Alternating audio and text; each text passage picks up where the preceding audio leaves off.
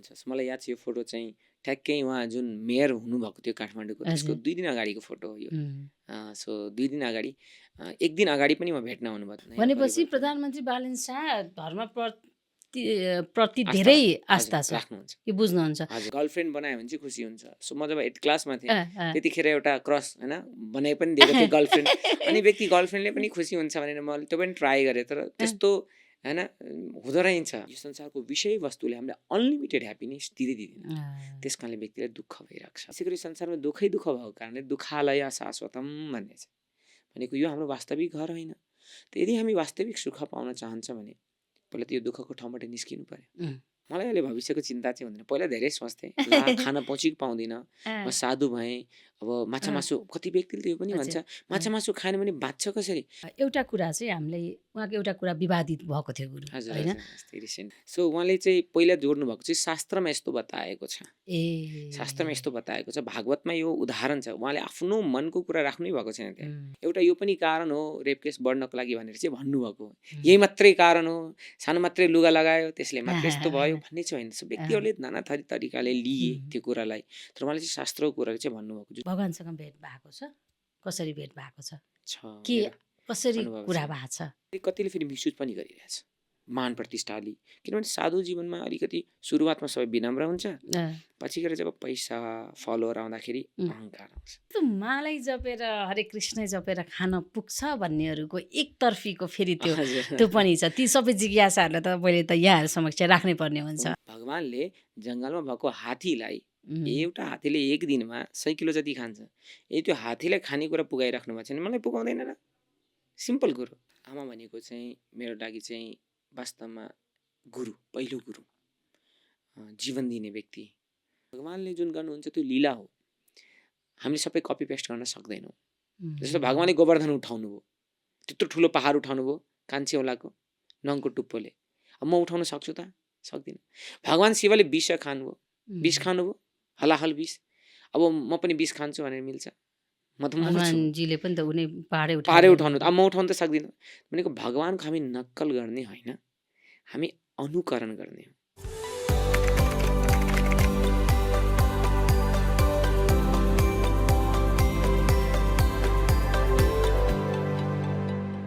प्रभुजी स्वागत छ यहाँलाई कार्यक्रममा। हरे कृष्ण। हरे कृष्ण नमस्ते। आराम हुनुहुन्छ? सन्चै। अहिलेको व्यस्तता केमा छ? सबै दुनिया अहिले दौडिरहेको छ भागा दौड छ हजुर। सो खासमा व्यस्तता आफ्नै जीवनको लक्ष्य पाउनमा कसरी लक्ष्य हासिल गर्न सकिन्छ त्यसमै अहिले व्यस्त। लक्ष्य प्राप्ति भइसक्यो कि छैन? लक्ष्य प्राप्ति हुन लागेको छ मार्गमा छु पुग्न लागेको अवस्थामा तर ठ्याक्कै त्यो ठाउँमा पुगेको छैन। ओके आजको स्टोरी पडकास्ट यहाँहरूले हरेक अतिथिहरू विशेष देखिरहनु भएको छ। त्यस अर्थले पनि आजको अतिथि त झन् विशेष नै लागिरहेको छ। मैले अलिकति अगाडि भन्दा पनि उहाँका कुराहरूले गर्दाखेरि पनि म आफैलाई मेरो कार्यक्रम नै एक किसिमको शोभा बढेको मैले अझै बढी महसुस गरेको छु। आज हामीसँग मैले भन्नुपर्दा अध्यात्मक साधक जीवदया गौरङ्ग दास प्रभुजी मेरो साथमा हुनुहुन्छ। त्यति मात्र होइन उहाँ एउटा शिक्षक पनि हुनुहुन्छ र हामीलाई कृष्ण लीला अथवा कृष्णको बारेमा कति कुरा हामी बुझेका छौँ कति कुरा जानेका छैनौँ र कति शास्त्रका कुराहरू हामीले त्यति धेरै जानिसकेका छैनौँ तर सबै बुझाउन नसकिएला तर पनि आज उहाँ गुरु मार्फत हामीले केही बुझ्ने कोसिस गर्नेछौँ। र मैले प्रभुजीलाई ल्याउनुको कारण चाहिँ यस अर्थले पनि हो कि एउटा साधारण मान्छे र साधारण मान्छे उसलाई पढ्नु पर्ला लेख्नु पर्ला अनि एउटा जागिर खानु पर्ला र एउटा यस आरामको जीवन बिताउनु पर्छ भन्ने सोच बनाइरहँदाखेरि एकैचोटि भगवानको शरणमा या अध्यात्मकमा टेकिसकेपछि जीवन परिवर्तन भयो। काशी जीवन परिवर्तन हुन्छ अनि त्यसपछिबाट न मर्न डर लाग्छ न जीवनका यी दुःख पीडाले नै थिच्छ। यस्ता कुराहरू कसरी जीवन सजिलो हुन्छ यसै विषयमा हामी आज केन्द्रित रहेर कुराकानी गर्नेछौँ। फेरि पनि एकचोटि हरे कृष्ण। हरे कृष्ण नमस्ते। अब यहाँलाई मैले परिचय त प्रभुजी भनेर गराएँ एउटा इस्कनमा हुनुहुन्छ तर आफैलाई परिचय दिनुपर्दा कसरी दिनुहुन्छ यहाँबाट जाउँ। म चाहिँ वास्तवमा भगवानको दास भगवानको सेवक जीवदया गौरङ्ग दास। सो वास्तवमा यो जीवको वास्तविक स्वभाव नै भगवानको आश्रय लिनु हो। उम्, तर कतियौँ जन्म यो संसारमा भौतारिँदै घुम्दै घुम्दै घुम्दै बल्ल तल्ल गुरुको शरणमा आएर आफूलाई म को हुँ भनेर जान्न पाएँ। खासमा उम्, व्यक्तिले आत्मा भन्छ आफूलाई, तर उम्, मेरो नाम चाहिँ मेरो मम्मी बुवाले दिनुभएको नाम जीवन हो र गुरुले दिनुभएको नाम चाहिँ जीवदया गोराङ्ग दास। र केही 12 वर्षदेखि चाहिँ म स्कन्दसँग आबद्ध र आध्यात्मिकतालाई अभ्यास गर्दै र व्यक्तिहरूलाई जुन आनन्दको अनुभूति म आफू गरिरहेको छु यो आनन्द अरूलाई पनि बाँड्ने प्रयास गर्दैछु अहिले। अलिकति मैले धनुषा फर्किन चाहेँ। यहाँको बाल्यकाल हजुर जो सामान्य तरिकाले बितिरहेको थियो होइन, जी। कस्तो हुन्थ्यो बाल्यकाल अलिकति सम्झ्यौ न। जसरी जेनरल व्यक्तिको हुन्छ त्यस्तै त्यस्तै मेरो पनि थियो। बाल्यकाल त्यसरी नै बित्यो। उम्, म पनि हुर्केँ एउटा वैष्णव परिवारमा हुर्केँ म, उम्, जहाँ चाहिँ माछा मासु, जहाँ रक्सी, जुवा तास, अवैध पुरुष स्त्री सङ्घ वर्जित थियो। सो त्यस्तो परिवारमा जन्मिन पाएँ र मेरो परिवारका व्यक्तित्वहरूले मलाई जहिले पनि एउटा संस्कार के हो र सही मार्ग के हो जहिले त्यो सिकाउनुहुन्थ्यो। जसरी सबैजना पढ्न जानुहुन्छ मलाई पनि स्कुलहरूमा भर्ना गराइयो, म पढ्दै गएँ। म कहिले पनि फेल भइनँ। पढ्दाखेरि चाहिँ जहिले पनि पढेर केही कुरा गर्नुपर्छ भन्ने लक्ष्य चाहिँ हुनुपर्छ भनेर चाहिँ जहिले संस्कार दिनुहुन्थ्यो हजुरबुवाले, विशेष गरी अङ्कलले, बुवाले। सो त्यो हुर्किँदै गयो। सो म पढ्दै पढ्दै 10 क्लाससम्म चाहिँ म आफ्नो गाउँ ढल्केभरमै बिताएँ। त्यस पश्चात चाहिँ मेरो +2 ब्याचलरको जीवनहरूको लागि चाहिँ म काठमाडौँ आएँ। मैले एउटा प्रश्न गर्न मन लागेको थियो। अब यो हजुरको त त्यो वैष्णव परिवारबाट हुनुहुँदो रहेछ र यसलाई यो यतातिर जानको लागि चाहिँ अध्यात्मतिर जानको लागि ठुलो कुरै भएन, जुन त्यस्तो पारिवारिक धेरै गाह्रो वातावरणले भएन। नै हजुर। भयो। तर एउटा मातापिताको एउटा लक्ष्य एउटा आफ्नो सन्तानप्रतिको चाहिँ के हुन्छ भने छोराले एउटा जसले पनि हजुर एउटा मैले अघि भने जस्तो एउटा राम्रो जीवनयापन बिताउनको लागि एउटा सरकारी जागिर खाइदियोस् या डक्टर, हजुर इन्जिनियर, पाइलट या बनिदियोस् होइन, हजुर अनि एउटा घर गृहस्थी सम्हालिदियोस् होइन, हजुर हरेक कुराहरू एउटा मातापितालाई हुन्छ जस्तो लाग्छ। यस पनि तपाईँ ब्रह्मचारी हुनुहुन्छ हजुर होइन त?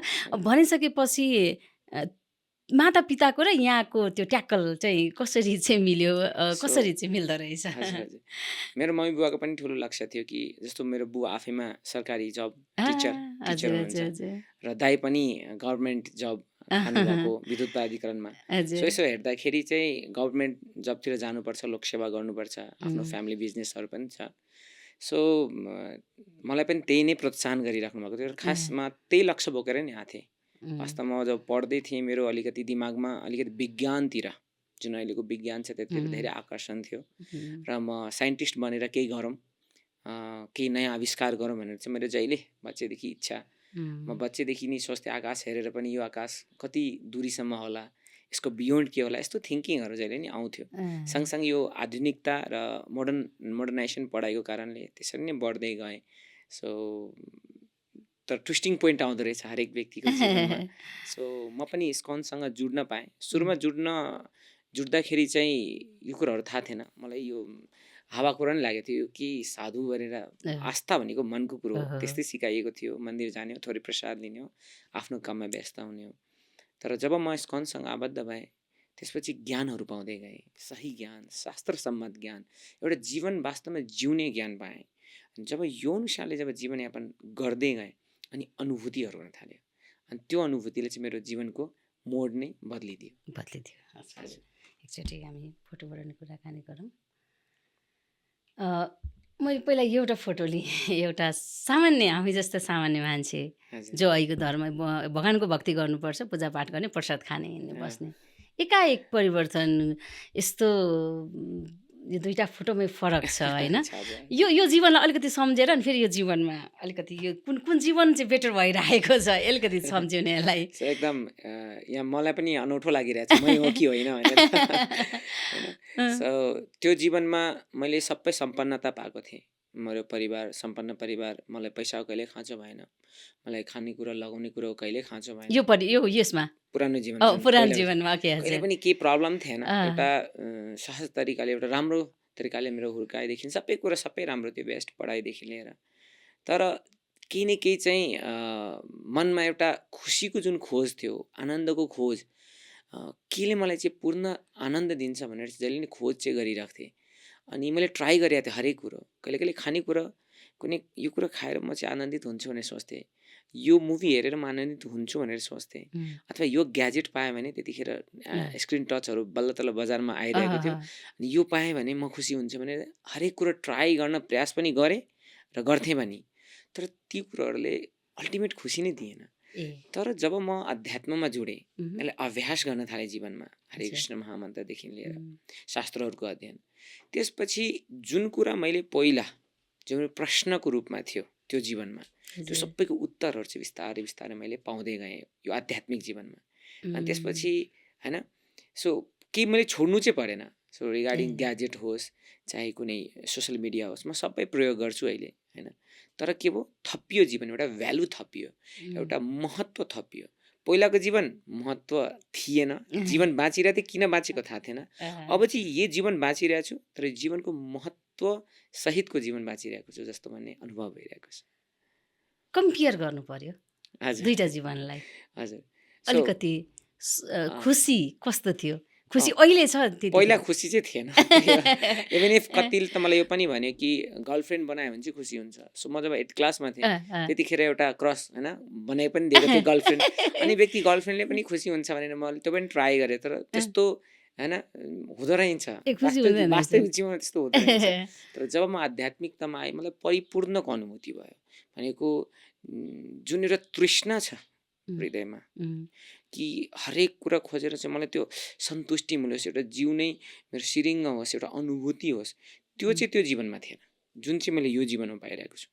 त्यो जीवनमा पनि त्यही काम गर्थेँ, पढ्थेँ, यो जीवनमा पनि पढिरहेको छु। त फरक यति छ, त्यतिखेर भौतिकवादी पढ्थेँ, आफ्नो लागि केवल पढ्थेँ।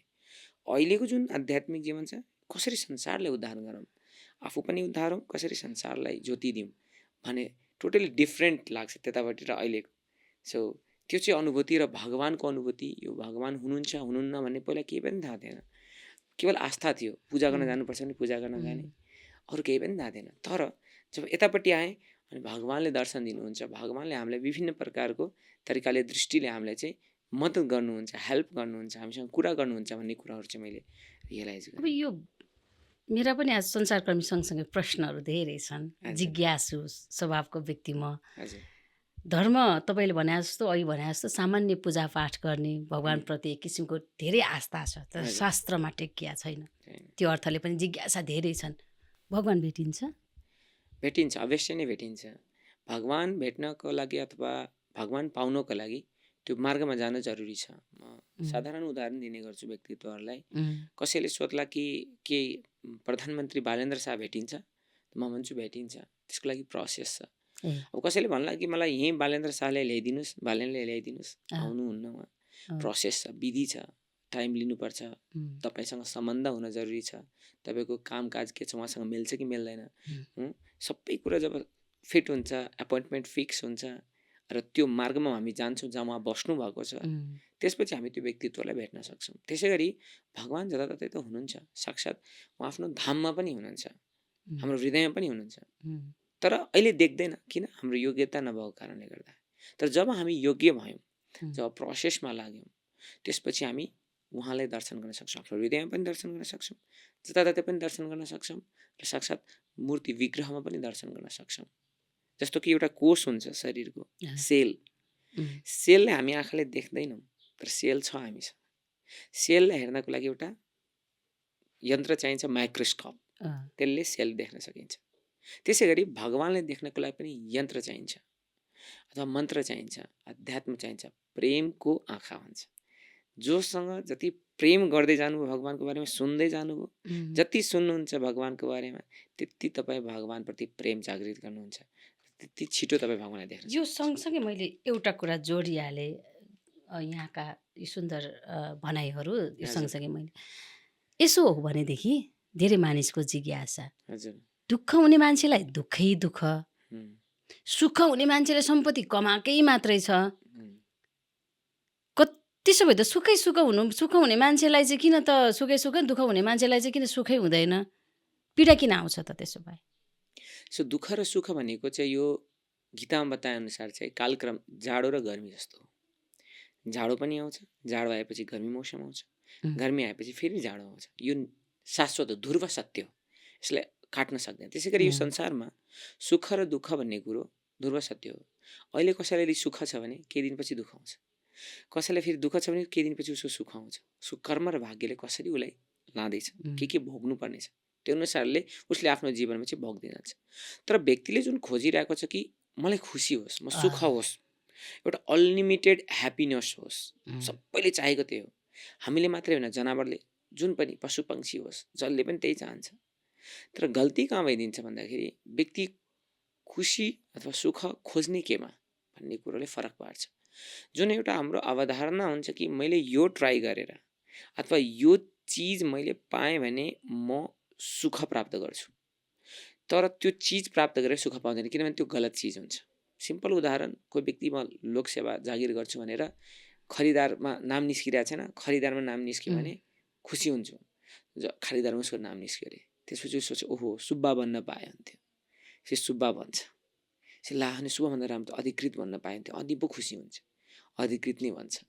अधिकृतको पोस्टमा गइसकेपछि फेरि खिन्नता हुन्छ, ला म त्योभन्दा माथि उपसचिवको लागि ट्राई गर्ने हो कि क्या, अनि खुसी हुन्छ कि उपसचिव भन्छ, त्यसपछि सहसचिव भन्छ, त्यसपछि सचिव भन्छ, मुख्य सचिव भन्छ, मन्त्री बन्ला, प्रधानमन्त्री बन्ला, राष्ट्रपति बन्ला, संसारको युएनको हेड नै बन्ला, त्यही पनि खुसी हुन सक्दैन। किन भन्दाखेरि यो पोस्ट पोजिसन, यो संसारको विषयवस्तुले हामीलाई अनलिमिटेड ह्याप्पिनेस दिँदैन। त्यस कारणले व्यक्तिलाई दुःख भइरहेको छ। यो संसारले गीतामा दुःखालय अशाश्वतम, दुःखैको घर हो भनेको छ। हिउँ पाउने ठाउँलाई हिमालय, पुस्तकै पुस्तक पाउने ठाउँलाई पुस्तकालय, भोजनै भोजन पाउने ठाउँलाई भोजनालय, त्यसै गरी संसारमा दुःखै दुःख भएको कारणले दुःखालय अशाश्वतम भन्ने छ।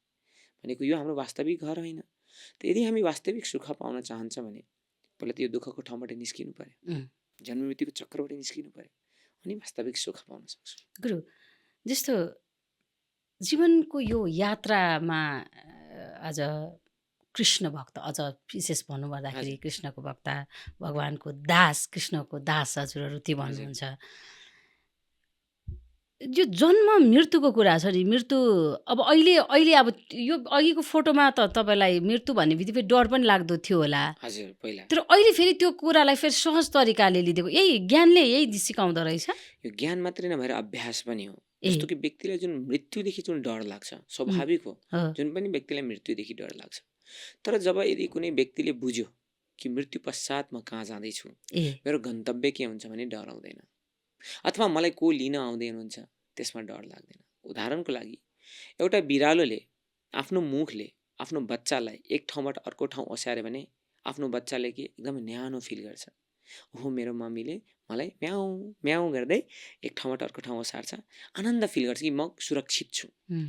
त्यही बिरालोको मुखले जब मुसा समाउँछ त्यो मुसाको लागि मृत्यु आउँछ, भय हुन्छ उसलाई म मर्छु भनेर। सो मृत्यु हरेक व्यक्तिको आउँछ, कार्मिक जो छ त्यसको पनि आउँछ, जो भगवानको भक्त छ उसको पनि आउँछ। तर जो भगवानको भक्त हुन्छ उसलाई मृत्युदेखि डर हुन्छ, किनभने म कसको शरणमा जाँदैछु, भगवानको शरणमा। भगवान मेरो पिता एक ठाउँबाट मलाई अर्को ठाउँमा सार्दै हुनुहुन्छ, यो शरीर मेरो अब काम नलाग्ने भयो, मलाई अर्को शरीर प्रदान गर्दै हुनुहुन्छ भनेको निश्चित छ।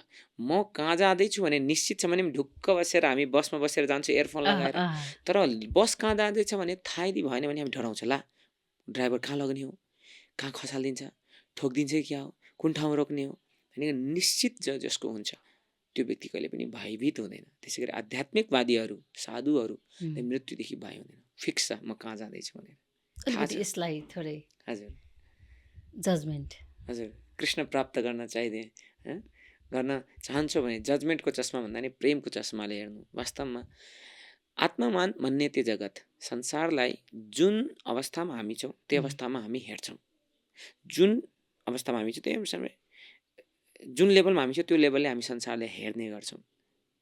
हामीसँग यदि जजमेन्टको आँखा छ भने हामी जजमेन्टले नै हेर्छौँ। यानीजीको एउटा बडो राम्रो गीत छ, मनपर्छ, फुलको आँखामा फुलै संसार, काँडाको आँखामा काँडै संसार। एकदम प्र्याक्टिकल, जसरी हेऱ्यो हामी संसारलाई त्यसरी नै हामी संसार देख्छौँ। कृष्ण भगवान हुनुहुन्थ्यो, अर्जुन पनि थिए, दुर्योधन पनि थियो। अर्जुनले कृष्णलाई देख्दाखेरि ओहो परम धाम परम भवम, तपाईँ त परम पुरुष हुनुहुन्छ, भगवान शाश्वत हुनुहुन्छ तपाईँ भनेर भगवान भनेर सम्बोधन गर्नुहुन्थ्यो भने दुर्योधनले भन्थ्यो ए गाई चराउने केटा ग्वाला कृष्णलाई भनेको हेराइ हाम्रो के छ, फरक पर्यो। यहाँ चस्मा हामी के को लगाएको छौँ, त्यसले हामी व्यक्तिहरूलाई हेरिरहेको हुन्छौँ। सो जजमेन्ट पनि त्यस्तै हो, हामी जज गरिहाल्छौँ किन हामीसँग जजमेन्टको चस्मा लागेको छ। तर यदि वास्तवमा प्रेम र मैत्रीय भाव हुने हो भने, भातृत्व प्रेम हुने हो भने सबैलाई हामी एज इट इज हेर्न सक्छौँ। कोही व्यक्ति गरिब छ भने ओहो गरिब छ त्यो अवस्थामा हेर्ने, कोही व्यक्ति दुःखी छ भने ओहो, कोही व्यक्ति रिसायो भनेमा ओहो के कारण उसलाई रिस उठेको होला नि त, केही कारण त होला, त्यो अनुसारले हेऱ्यो भने हामी के हुन्छौँ शान्त हुन सक्छौँ।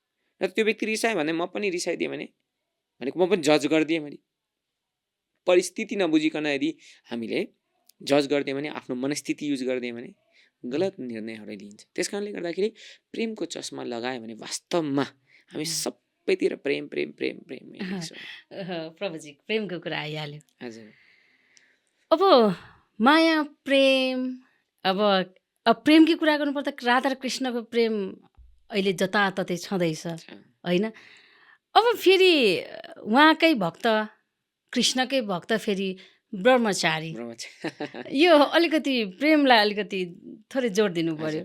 सो जुन हाम्रो अहिले अवधारणा छ प्रेमको, हामी प्रेम भनेको केवल केटा र केटीको बिचको प्रेमलाई मात्रै प्रेम मान्छौँ। तर वास्तवमा प्रेम त यो शाश्वत हाम्रो हरेक विषयवस्तुहरूसँग, व्यक्तिसँग, जस्तो आमा बुवासँग, अनि त्यसको छोराछोरीसँग, दिदी भाइसँग, हरेक व्यक्तिसँग प्रेम हुनसक्छ। प्रेमको दुईवटा लक्षण बताएको छ शास्त्रमा, एउटा अहेतुकी, दोस्रो अप्रतिहता। अहेतुकी भनेको बिना कुनै हेतुको, यदि म कोही व्यक्तिलाई प्रेम गर्छु मेरो कुनै हेतु छैन, मलाई त्यो व्यक्तिसँग केही लिनु छैन भने त्यो वास्तविक प्रेम भयो। दोस्रो नटुटाइकन गर्नुपर्ने प्रेम हो। त राधा कृष्णले प्रेम गर्नुभयो, उहाँहरू त कुन हुन्छ लादनी शक्ति हुनुहुन्छ, उहाँ त एक रूप हुनुहुन्छ। राधा कृष्णमा केही भिन्नता छैन, त्यही कृष्ण आफूलाई के गर्नुहुन्छ विस्तारित गर्नुहुन्छ राधा रानीमा र विलास गर्नुहुन्छ, लीला गर्नुहुन्छ, आनन्द प्राप्त गर्नको लागि उहाँले गर्नुहुन्छ। तर उहाँको जुन हामी भक्त छौँ, जुन यहाँ हामी मृतलोकमा बसेको छौँ, जति पनि जीवहरू, हामी जीवहरूलाई भगवान्ले समाजलाई चलाउनको लागि व्यवस्था बनाइदिनु भएको छ। यो व्यवस्थामा 4वटा आश्रम र 4वटा वर्ण बनाइदिनु भएको छ, ब्रह्मचारी, गृहस्थ, वानप्रस्थ र सन्यास। ब्रह्मचारी भनेको पहिला सुरुको लाइफलाई स्टुडेन्ट लाइफ भन्छ, सिक्ने जीवनलाई ब्रह्मचारी जीवन। ब्रह्मचारी जीवन भनेको अरू के भने सिक्ने जीवन, सिक्ने धेरैभन्दा धेरै बटुल्नुहोस् तपाईँ ज्ञानहरू। यो सबैजना ब्रह्मचारी जीवन थ्रु जानुपर्छ। त्यस पश्चात जब ब्रह्मचारी जीवन पुरा हुन्छ त्यसपछि हामी गृहस्थ लाइफमा जाने, त्यसपछि हामी विवाह गर्ने। विवाह गर्नको लागि आजकल के छ, आई लभ यू भन्छ, love at first sight, divorce at first night, त्यस्तो भइसकेको छ अवस्था। किन प्रेम भनेर गयो व्यक्ति होइन, अनुहार हेरेर प्रेम गर्यो तर हृदय जित्न सक्दैन, जस कारणले लङ लास्टिङ गएन। त लङ लास्टिङ त्यो प्रेम सम्बन्ध जानको लागि व्यक्तिलाई पहिला ट्रेन्ड हुन जरुरी छ कि म जुन व्यक्तिसँग प्रेम गर्न गइरहेको छु, जुन व्यक्तिसँग सम्बन्ध गाँच्न गइरहेको छु, त्यो व्यक्तिको जीवनमा के प्रोभोकेटिङ सिचुएसन आउँछ तलमाथि भने म कसरी डिल गर्ने त, पारिवारिक सिचुएसनलाई म कसरी हेर्ने त भन्ने कुराको ट्रेनिङलाई ब्रह्मचारी जीवन भन्छ। सो म त्यो अभ्यास गर्दैछु। यसको मतलब यो होइन कि होइन म बिहे नै नगर्ने अथवा भगवान्ले गर्नुभयो भन्दैमा म नगर्ने अथवा उहाँले गर्नु भएन भने म गर्छु, त्यस्तो होइन। भगवान्ले जुन गर्नुहुन्छ त्यो लीला हो, हामीले सबै कपी पेस्ट गर्न सक्दैनौँ। जस्तो भगवान्ले गोवर्धन उठाउनु भयो, त्यत्रो ठुलो पहाड उठाउनु भयो कान्छेौलाको नङको टुप्पोले, अब म उठाउन सक्छु त सक्दिनँ। भगवान् शिवले विष खानुभयो, विष खानुभयो हलाहल विष, अब म पनि विष खान्छु भनेर मिल्छ? म त हनुमानजीले पनि त उनी पहाडै उठाउनु, अब म उठाउन त सक्दिनँ। भनेको भगवान्को हामी नक्कल गर्ने होइन, हामी अनुकरण गर्ने हो होइन, सरी अनुसरण गर्ने हो, अनुकरण गर्ने होइन। अनुकरण भनेको नक्कल गर्नु, अनुसरण भनेको देखाएको मार्गमा हिँड्नु। अब देखाएको मार्गमा हिँड्नलाई पनि के प्रभुजी, हजुरहरूको जस्तो यो बाटोमा पुग्नको लागि पनि मलाई जहाँसम्म लाग्छ सजिलै हामी जस्ता मान्छे पुग्न सक्दैनौँ। त्यहाँ चाहिँ यदा कता कहीँ जीवनमा एक किसिमको ठक्कर आउनै पर्यो, नभए त्यहाँ भगवान्को शरणमा पुगिन्छ जस्तो मलाई लाग्दैन। नर्मली पूजापाठ ध्यान जप गर्नु आफ्नो ठाउँमा छ, तर त्यो शास्त्रमा टेक्न, त्यो अध्यात्मको त्यो भित्रको गहिराईमा पुग्नको लागि चाहिँ केही ठक्करै खानुपर्छ जस्तो लाग्छ। के छ गुरुको जीवनसँग यसमा मैले अरूसँग जोडिनँ। हजुर यो अलिकति केही नै कनेक्सन छ र यहाँसम्म पुग्नु भएको छ। हजुर हजुर त्यो मेरो जीवन अलिकति पनि ठ्याक्कै हजुरको प्रश्न जस्तै नै ओ मेरो पनि उत्तर छ जीवनमा। गीतामा पनि यही कुरा छ बताएको कि 4 प्रकारको व्यक्ति हजुर भगवानको नजिक जानुहुन्छ। ए को रहेछ त भन्नुहुन्छ, आर्तो अर्थार्थी जिज्ञासु ज्ञानी च भरतर्षभ चतुर्विधा भजन्ते माम जन सुकृतिनो अर्जुन। 7 अध्यायमा भन्नुहुन्छ भगवान 4 प्रकारको व्यक्ति। पहिलो भनेको आर्तो, दुःखमा परेको, जसलाई दुःख पर्यो, एकदमै कष्ट भयो, क्यान्सर भयो, निको भइरहेछ नि, डक्टरले हात उठाइसक्यो, के गर्ने के त गर्ने हाई हाई डक्टर अब भगवान कहाँ जान्छु, अथवा केही कुनै रोग यस्तो लाग्छ यस्तो शरीरमा, अथवा कोही बित्यो, भगवान, त्यस्ता व्यक्तिहरू। दोस्रो भन्छ आर्तो अर्थार्थी, जसलाई पैसा चाहिएको छ, धन सम्पत्ति घरमै आवे, जय जगदीश हरे, दुःख मिटे सब। त पूजा गर्छन् व्यक्ति, धन सम्पत्ति आउँछ कि भगवान तपाईँले 1 किलो लड्डु चढाउँछु, बिजनेसलाई फाइदा गर्नुहुन्छ, यस्ता व्यक्तिहरू पनि भगवान कहाँ जान्छ। तेस्रो व्यक्ति भनेको छ जिज्ञासु, जो जिज्ञासा छ, म को हुँ, म कहाँबाट आएँ, मृत्यु भएपछि म कहाँ जान्छु, म किन दुःख पाइरहेको छु, यो कासभन्दा परको छ, जिज्ञासा। यस्ता व्यक्ति पनि भगवानको नजिक जान्छ। र चौथो प्रकार भनेको छ ज्ञानी। ज्ञानी भनेको म थाहा पाएँ म यो संसारको होइन, म त भगवानको हुँ, होइन। अब म भगवानको दास हुँ भने थाहा पाएँ, अब म भगवानको भक्ति गर्नुपर्छ भनेर अब भगवानको नजिक जान खोज्छु। यो 4 प्रकारको व्यक्ति। सो म पनि जिज्ञासु क्याटेगोरीमा। दुःख त थिएन त्यस्तो, जिज्ञासु के होला, किन यस्तो, किन यस्ता वस्त्रहरू लाएका यिनीहरू, यस्ता पढे लेखेर पनि किन यस्ता गरेका, त्यो जिज्ञासाले मलाई तान्दै गयो। र हजुरले जुन भन्नुभयो कि ठक्कर खानै पर्छ, होइन, हाम्रो व्यवस्था नै के छ, समाज चलाउन 4 वटा कुरा, धर्म अर्थ काम मोक्ष। धर्म भनेको हाम्रो व्यवहार, जुन हाम्रो वास्तविक नेचर, एउटा स्त्रीको स्त्री धर्म, पुरुषको पुरुष धर्म, राजा छ भने राजाको के धर्म हो, आफ्नो धर्म सही तरिकाले कानुन व्यवस्था अनुसारले जीवन चलाउनले धर्म भन्छ। यो सबैले गर्नुपर्छ। धर्म पछि हुन्छ अर्थ। धर्म के को लागि गर्ने, अर्थ, पैसा त चाहियो कि चाहिएन जीवनयापन गर्न। सो अर्थ कसरी व्यवस्था गर्ने, सही तरिकाले कमाउने, यो पनि शास्त्रले बताएको छ। धर्म अर्थ काम, तेस्रो कुरा काम भनेको भोग्नु पनि पर्यो। अब पढेँ कमाएँ, अब के नभोग्ने, नखाने, अब राम्रो घरमा नबस्ने, राम्रो गाडी नचढ्ने, चढ्नु पर्यो, व्यवस्था त चलाउनु पर्यो, समाजको इकोनोमी चलाउनु पर्यो। त धर्म अर्थ काम भोग्नु पनि पर्ने, तर सही तरिकाले कसरी भोग्ने यो पनि शास्त्रमा बतायो। र यो सबै गर्दै अन्तिममा मोक्ष, अन्तिममा त सबै छोडेर जानु छ। सो एकचोटि त्यो मोक्षको लागि चाहिँ कसरी प्रयास गर्ने भनेर यो व्यवस्था बनाइदिएको छ।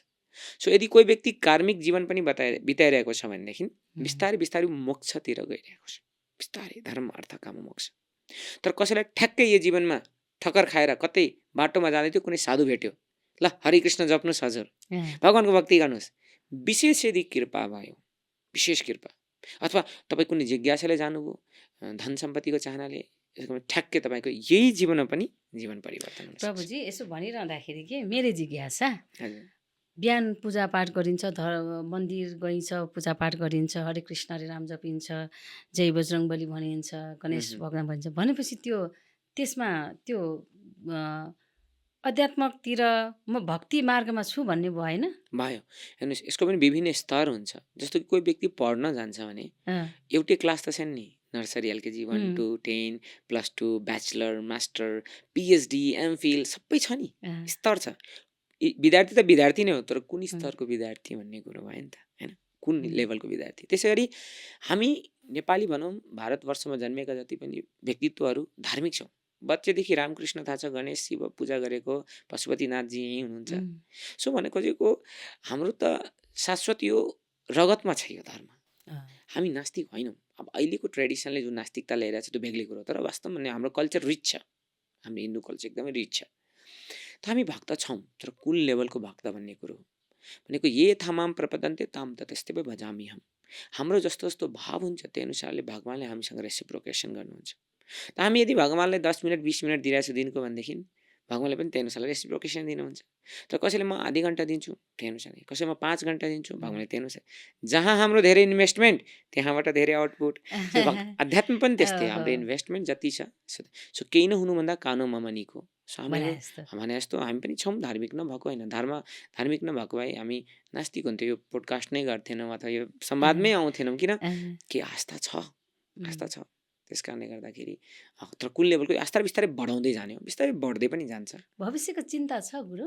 छैन है। मलाई अहिले भविष्यको चिन्ता चाहिँ हुँदैन। पहिला धेरै सोच्थेँ, ला खान पाउँछु कि पाउँदिनँ, म साधु भएँ, अब माछा मासु कति व्यक्तिले त्यो पनि भन्छ, माछा मासु खाएन भने बाँच्छ कसरी? माछा मासु त छोडिदिनुहोस्, हामी लसुन प्याज नै खाँदैनौँ, चिया कफी पनि खाँदैनौँ। हो र? अनि हजुर भोज भतेर कसरी जानुहुन्छ होला? तपाईँ होटलमा खानु पर्यो भने के गर्छ होला? ला दुब्लाएर त मर्छ होला यस्तो मान्छे। चिन्ताको एउटा व्यक्तिहरूको विचार हुने गर्थ्यो। तर से यु ट्रुली म 12 वर्ष भइसक्यो आध्यात्मिक जीवनमा, आफ्नो जीवनमा हरेक परिस्थितिमा भगवानले हरेक कुरो झुराइदिनुहुन्छ। म कहिले बाटोमा हिँड्दा पनि जहाँ रोक्छु त्यहाँ कोही न कोही भक्त भइहाल्नुहुन्छ। ल प्रभुजी आउनुभयो, ल खानुहोस् भनेर खुवाइदिइहाल्नुहुन्छ।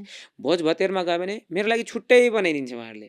हो गुरुजी आउनुभएको छ, खानुहोस् भने खान कहिले चिन्ता भएन मलाई। अर्को चिन्ता हुन्छ व्यक्तिको लगाउने, मलाई लगाउने कहिले चिन्ता भएन, भगवानले दिइराख्नु भएको छ कपडा। अर्को चिन्ता हुन्छ व्यक्तिहरूको ला घुम्न जान पाएन भने, पैसा भएन भने, मलाई कहिले चिन्ता भएन। कहिले म वृन्दावन यात्रा गर्छु, कहिले मायापुर, कहिले पुरी, होइन, भक्तहरूको साथमा गइरहेको छु। अर्को चिन्ता हुन्छ व्यक्तिहरूको म कहीँ बिरामी भयो भने के होला मेरो, मलाई त्यसको पनि चिन्ता छैन, किनभने भगवानले हेर्नुहुन्छ।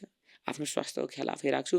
जब जब बिरामी हुन्छु हस्पिटलमा जाँदाखेरि ओहो साधु महात्मा आउनुभएको छ, ल हजुरलाई त फ्रीमा चेकअप के लिने पैसा हजुरसँग, ल भनेको भगवानको भक्त हुनु बित्तिकै यो जुन सोसल सेक्युरिटिजहरू त यतिकै पाइरहेको छ त।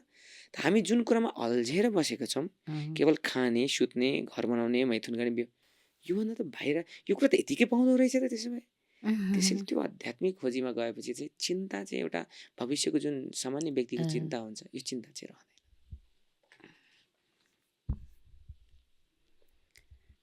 ए हजुरले सबै भ्याउनु। ओके, हरे कृष्ण। कसरी सम्झिनुहुन्छ दुवैजना गुरुहरूलाई अलिकति भन्नुपर्दाखेरि? सो उहाँ चाहिँ हाम्रो संस्थाको संस्थापक आचार्य हुनुहुन्छ अभय चरण अरविन्द भक्ति वेदान्त स्वामी, र उहाँ हाम्रो चाहिँ नेपालको गुरु, प्रमुख गुरु हुन्छ जीविसी हिज होलिनेस जय पताका स्वामी महाराज, उहाँको शिष्य हुनुहुन्छ। सो हाम्रो स्वामी प्रभुपादजी चाहिँ जुन मुन सम्प्रदायमा म छु, जुन पन्थमा म छु, जसरी कि कुनै कलेज पढ्दाखेरि युनिभर्सिटी हुन्छ, टी हुन्छ, पोखरा हुन्छ, त्यसै गरी म जुन युनिभर्सिटीमा छु धर्मशास्त्रको, त्यो चाहिँ गौडीय वैष्णव भन्छ। सो गौडीय वैष्णवको आचार्य हुनुहुन्छ प्रभुपादजी। आचार्य भनेको जसले चाहिँ स्थापना गर्नुभयो, जग इस्कनको स्थापना गर्नुभयो, जसले चाहिँ भक्तिको जगलाई गाड दिनुभयो। पहिले थियो भक्ति, त्यसलाई नयाँ तरिकाले गाड दिनुभयो।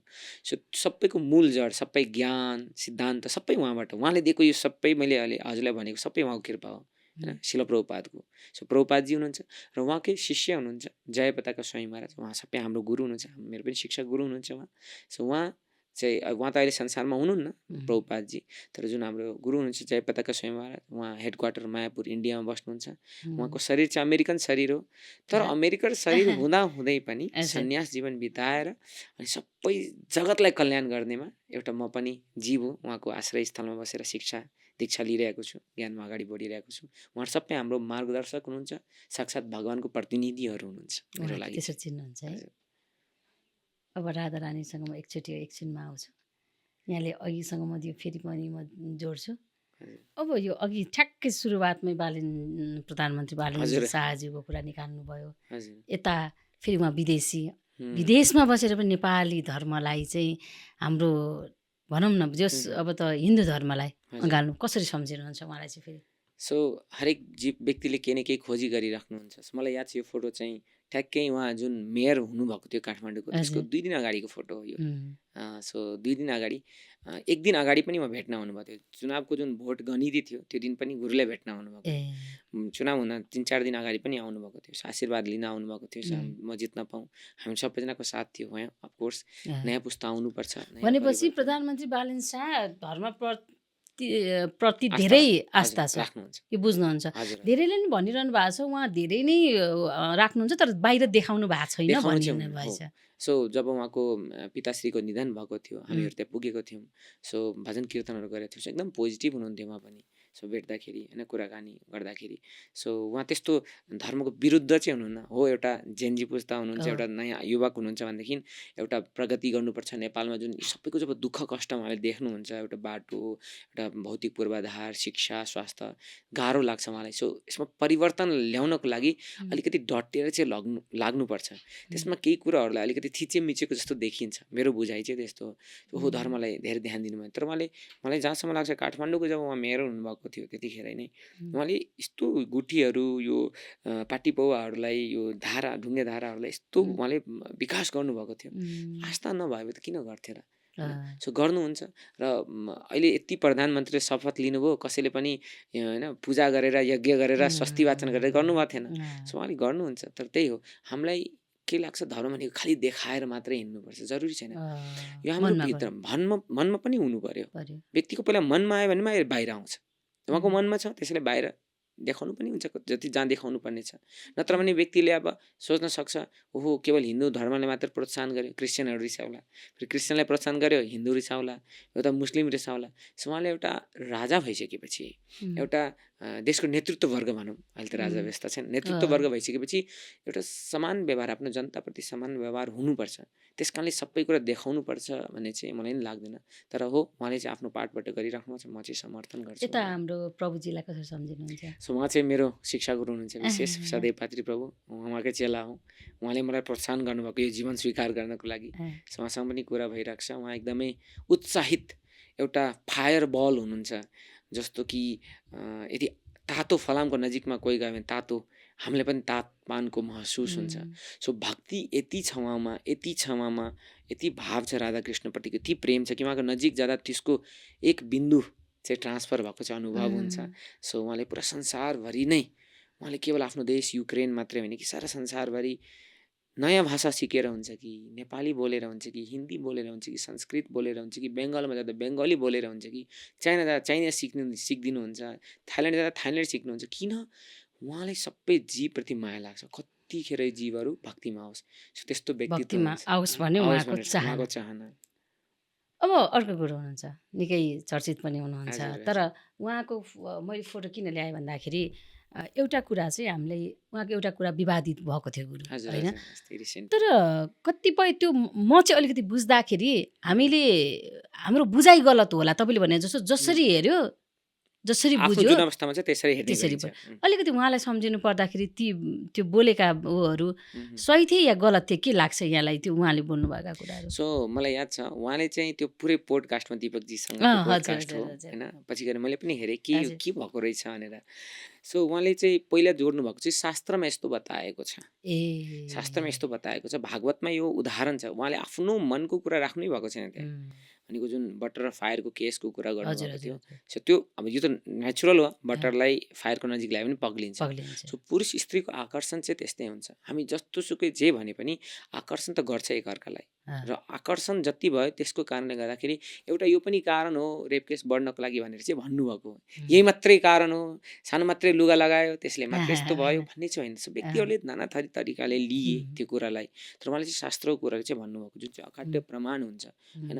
अब देशकाल परिस्थिति चेन्ज हुँदैछ अहिले व्यक्तिहरूको पहिरनहरूदेखि लिएर, तर असर त परिरहेको छ, नपरेको होइन होइन। यसमा दोष दुवैजनाको छ, केटाको पनि छ र केटीहरूको पनि छ। तर बुझ्नु पर्यो आफ्नो आफ्नो अवस्थाबाट चाहिँ म कसरी एउटा सभ्य बन्ने र समाजले के नयाँ होइन पिँढीहरूलाई नयाँ व्यक्तिहरूलाई के सिकाउने, द्वन्द्व धेरै नल्याउने, कसैलाई गाह्रो नगर्ने। सो त्यो चाहिँ उहाँको होइन मिलाइ अब अलिकति अर्कै तरिकाले लिए व्यक्तिहरू त्यो चाहिँ। अब हामीले नबुझेको कुरा चाहिँ गुरु जस्तो हजुरहरू शास्त्रमा टेकेर भन्नुहुन्छ, अनि हामी साधारण मान्छे चाहिँ अब शास्त्रभित्र पसेका हुँदैनौँ, अनि हामीले बुझेनौँ। त्यो अलिकति गाह्रो हुन्छ, किन हामी त भौतिक विज्ञान पढ्यौँ, स्कुलमा पढाइयो त्यही कुरा पढ्यौँ, म्याथ, फिजिक्स, केमिस्ट्री, बायोलोजी। हामी धर्मशास्त्र पढ्नुपर्छ भनेर पनि कसैले भनेनन्, केवल आस्थाको पुस्तक भनेर आस्थामै राखिदियो। तर के छ त मानव जीवन जिउनको लागि के बताएको छ भन्ने कुरा हामीले ग्रहण नै गरेनौँ। उदाहरणको लागि जस्तो कि भगवत गीता भनेको के हो त? कतिले गीता गीता भन्छ। गीता भनेको त एउटा मनुष्य जीवन कसरी चलाउने त्यो म्यानुअल हो। हाम्रो मनुष्य जीवन हो, जस्तो कुनै मेसिन बनाउँदाखेरि त्यो मेसिनको म्यानुअल निकाल्छ कसरी चलाउने। मोबाइल बनाउँदा मोबाइलको म्यानुअल हुन्छ, फ्रिज किन्दा फ्रिजसँग म्यानुअल हुन्छ। त्यसै गरी हामी मनुष्य जीवन पायौँ, हाम्रो मनुष्य जीवनको म्यानुअल के त? त्यो भगवत गीता हो, शास्त्र हो। त्यो अनुसारले जीवनयापन गऱ्यो भने कहिले पनि गाह्रो हुँदैन, कहिले पनि समाजमा केहीको पनि कमी हुँदैन। हामी पढ्दैनौँ, हामीले पढाइएन, हामीहरू त्यसैले धर्मशास्त्र भनेर भन्छौँ। र अर्को कुरो धर्मशास्त्रको जब कुरा गर्दा कति व्यक्तिलाई चित्त बुझ्दैन, किन भन्दाखेरि होला कसैले नियम मिचिरहेको पनि हुनसक्छ होला। एउटा सिम्पल उदाहरण दिन्छौँ, डिटोल हुन्छ नि, डिटोल शरीरमा यदि डिटोल लगायो भने पोल छ कहाँ जहाँ काटेको छ, ठाट पोल्छ जहाँ काटेको छ त्यहाँ मात्रै पोल छ, अरू हजुर सबै हजुर ठाउँ पोल्दैन। पोल्दैन त्यसै गरी धर्मशास्त्रको कहिले कहिले कुरा गर्दाखेरि हजुर त्यो व्यक्तिलाई गाह्रो हुन्छ, त्यो व्यक्तिलाई एकदमै कठिन हुन्छ, जो व्यक्तिले मिचिरहेको हुन्छ धर्मशास्त्रको नियम। त्यस ए कारणले गर्दाखेरि चाहिँ हामी यदि धर्म सम्बन्धी सम्मत जीवन जिउन थाल्यो भनेदेखि केही पनि गाह्रो छैन। यही उहाँले गुरुले भन्नुभएको भएको कुरा हाम्रो भक्त समाजमा कति लेडिज छन्, कति जेन्ट्स छन्, आहा कति राम्रो भन्नुभयो, किन बुझ्नु भएको छ। यसको मतलब ला मेरो जीवन म एकदम शोषित छु होइन, सबैजना राम्रै जिरे, बुझ्ने सोच्ने लेभल हुन्छ त्यो कुरालाई। So त्यसरी लिनु बुझाइमा भर पर्यो बुझाइमा हरेक भर कुराहरू पर्छ। त्यसरी हजुर, बुझ्नु हजुर, पर्यो हजुर। होइन अब अलिकति भगवान्तिरै जाउँ। मैले अगाडि सुरुमा भने हजुर। तपाईँहरूलाई देख्दाखेरि म कृष्ण भगवान्को अवतार जस्तै लाग्छ। तपाईँहरूका बानीहरू अलिकति वेशभूषा फरक पर्ला, बाहिरी आवरणले हजुर, अलिकति कृष्ण अलिकति हुँ। भनौँ न त्यस्तो मात्रै फरक जस्तो लाग्छ, नत्र भने त्यही नै लाग्छ। त्यही तपाईँहरू नै कृष्ण भगवान् बोलिरहनु भएको हो कि जस्तो लाग्छ मेरो बुझाइ अलिकति चाहिँ हजुर। होइन। अब यो भक्तिको कुरा गर्दाखेरि जस्तो मैले एउटा म मङ्गलबारको व्रत बस्छु, गणेश भगवान् अनि हनुमानजीको व्रत जी, बस्छु होइन। एकदम राम्रो। त्यो बिहानैदेखिको मेरो शरीर हुन्छ भने यति धेरै चङ्गा हुन्छ कि के हुन्छ कि मलाई केही खानु पनि पर्दैन कि गुरु, हो नि। केही खानु पर्दैन। अनि अब मान्छेले अब भन्नुहुन्छ अब चामलहरू पनि खानुहुँदो रहेछ, नुनहरू पनि खानुहुँदो रहेछ। यो मलाई भन्न आज हजुर आउनुहुन्छ भने चाहिँ मलाई हजुर। प्रश्न पनि मलाई गर्न मन लाग्यो। हजुर, व्रत बस्दाखेरि चाहिँ हजुर। खानु त्यो अब नुन अब हामी त चल्दैन भन्छौँ, शास्त्रले के भन्छ, नुन खान मिल्छ, यो चामल खान मिल्छ, के भन्छ यो चाहिँ? यसमा विशेष व्रतहरूको विशेष यिनीहरूको विधि नियमहरू छ। जस्तो एकादशी भन्ने व्रत छ, त्यसमा चाहिँ हामी अन्न खानु हुँदैन भनेर बताएको छ। किन भन्दाखेरि यसको साइन्टिफिक रिजन पनि छ, शास्त्रको रिजन पनि छ। साइन्टिफिक रिजनले के भन्छ भन्दाखेरि जब हामी खान्छौँ नि अन्न खाँदै खाँदै खाँदै हाम्रो शरीरले सर्भिसिङ गर्ने टाइम पाएको हुँदैन। सो त्यस कारणले गर्दाखेरि कमसे कम हामी 15 दिनमा, साइन्सले बताएको कुरा, रिसर्च छ यो, 15 दिनमा पेटलाई चाहिँ कमसेकम अन्नबाट छुटकारा दिनुपर्छ, अलिकति खाली राख्नुपर्छ। सो द्याट के होस्, जति पनि टक्सिक चिज छ त्यो निस्केर जाओस्। त्यसपछि फेरि हामी जब खान्छौँ त्यसपछि फेरि रेजुभिनेट गरोस्। न त केवल मेसिनमा हाल्यो हाल्यो हाल्यो यदि सर्भिसिङ गरेन भने गाडी पनि बिग्रिन्छ। त यो पनि विधि छ, साइन्सले बतायो। शास्त्रले के बताउँछ, यदि एकादशीको दिन कसैले अन्न खायो भनेदेखि होइन उहाँले पापको भागीदार हुनुपर्ने हुन्छ। त्यसैले अन्न नखाने, फलफुल खाने, यो एकादशीको भयो। अरू अरू व्रतहरू, मुख्य कुरो त के छ भन्दाखेरि व्रत बस्ने कसरी, व्यक्तिले के लाग्छ व्रत भनेको खालि भोके बस्नेलाई व्रत हुन्छ, होइन। व्रतको वास्तविक शाब्दिक अर्थ हो भगवानको सन्तुष्टि। व्रत किन म बस्ने, जसको लागि बसेको त्यो व्यक्तिको सन्तुष्टि भइरहेको छ भने व्रत भयो। आजकल भइदिन्छ कि मङ्गलबारको व्रत बसे, बिहिबारको व्रत बसे, सोमबारको बसे, खालि खाने कुरा याद आउँछ। के खाए हुन्थ्यो, ओहो यो जुस खाउँ, होइन यो जुस होइन त्यो खाउँ, होइन होइन यो नुन खाउँ अथवा त्यो खाउँ। भगवानको चिन्तन भन्दा खानेकुरोमा चिन्तन गरिदिन्छ, त्यसपछि त्यो व्रत त गयो। व्रत त किन थियो भन्दाखेरि खाने कुरामा म समय खेर नफालिकन टोयलेट जानु नपरोस्, स्नान गर्नु। अब दिनुहोस्, खायो भने खान टाइम लाग्यो, पकाउन टाइम लाग्यो, टोयलेट जानु पर्यो, नुहाउनु पर्यो, समय त यतिकै खेर गइरहेछ। यो समयहरू युटिलाइज होस् भगवानको चिन्तनमा त्यो दिन भनेर चाहिँ व्रतको नियमहरू राखिदिएको। तर आजकल व्यक्ति के गर्यो, यो भगवानलाई स्मरण कम, यी चिजहरूलाई धेरै फोकस गर्न थाल्यो। त्यस कारणले आजकल व्रत बस्दा पनि व्यक्तिहरू खुसी भइदिएनन्। ला यति दिनदेखि व्रत बसी किन खुसी छैन। तर जुन हजुरले भन्यो नि चङ्गा हुन्छ मन, तपाईँले सही तरिकाले व्रत बसिराख्नु भएको छ हो। कहिले कहिले अब जुन आयोडिन नुन नखानुस् भन्छ, सिरे नुन खानुस्, त्यो विधि हुन्छ।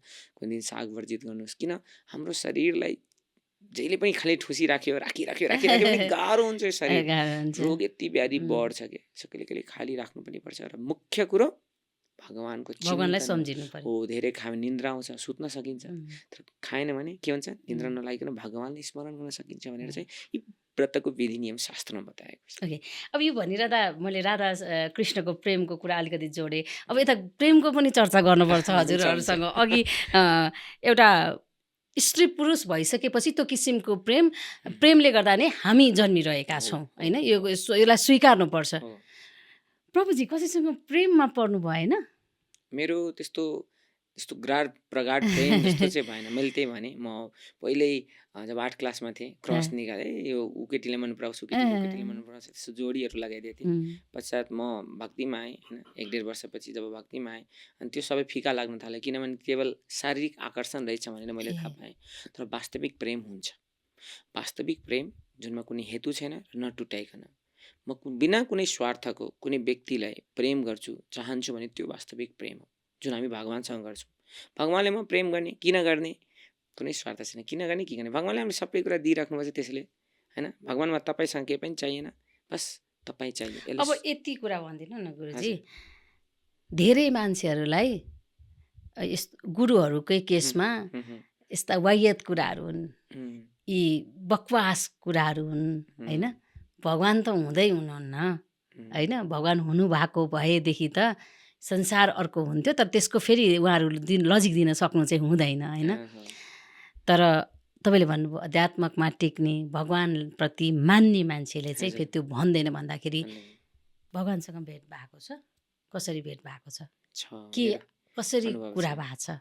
सो भगवान् विभिन्न रूपमा आफूलाई प्रकट गर्नुहुन्छ। सो विशेष गरी पहिलो त भक्त मार्फत प्रकट गर्नुहुन्छ। जब हामी प्रार्थना गर्छौँ भगवान्लाई, केही कुरा गर्छौँ भगवान्सँग भनेदेखि भगवान्ले रेसिप्रोकेट गर्नुहुन्छ। ठ्याक्कै जुन कुरा हामी सोच्छौँ भगवान्सँग कुरा गरेको हुन्छ, भगवान्ले पोखेको हुन्छौँ, भगवान्ले त्यसको प्रतिक्रिया दिनुहुन्छ, कुनै भक्त मार्फत पठाइदिनुहुन्छ। कहिले कहिले उहाँको आफ्नो विशेष लीला पनि गर्नुहुन्छ भगवान्ले, कहिले सपनामा आएर दर्शन दिन सक्नुहुन्छ। धेरै चिन्तन हामी गर्छौँ, भगवान्को सेवा गऱ्यौँ भने भगवान्को नित्य निरन्तर जसको स्मरण गऱ्यौँ उहाँ आएर दर्शन दिनुहुन्छ। कहिले जुन विग्रह रूपमा मूर्तिमा भन्छ कति कतिले भगवान् छैन, मूर्ति भनेको मूर्ति होइन, उहाँ साक्षात् विग्रह हो, साक्षात् प्राण प्रतिष्ठा भगवान् हो। सो त्यहाँबाट पनि हामीले एउटा रेसिप्रोकेसन गर्नुहुन्छ।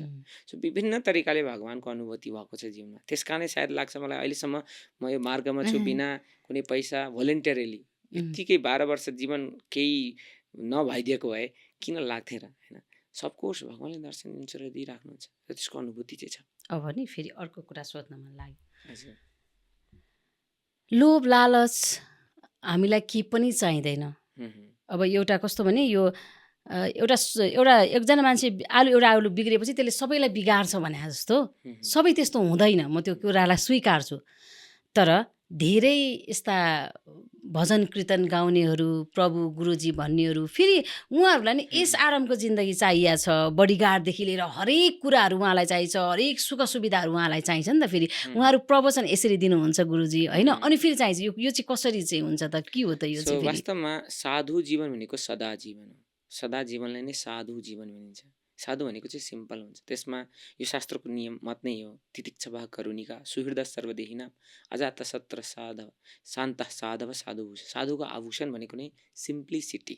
सिम्प्लिसिटी इज वैष्णविजम भन्छ।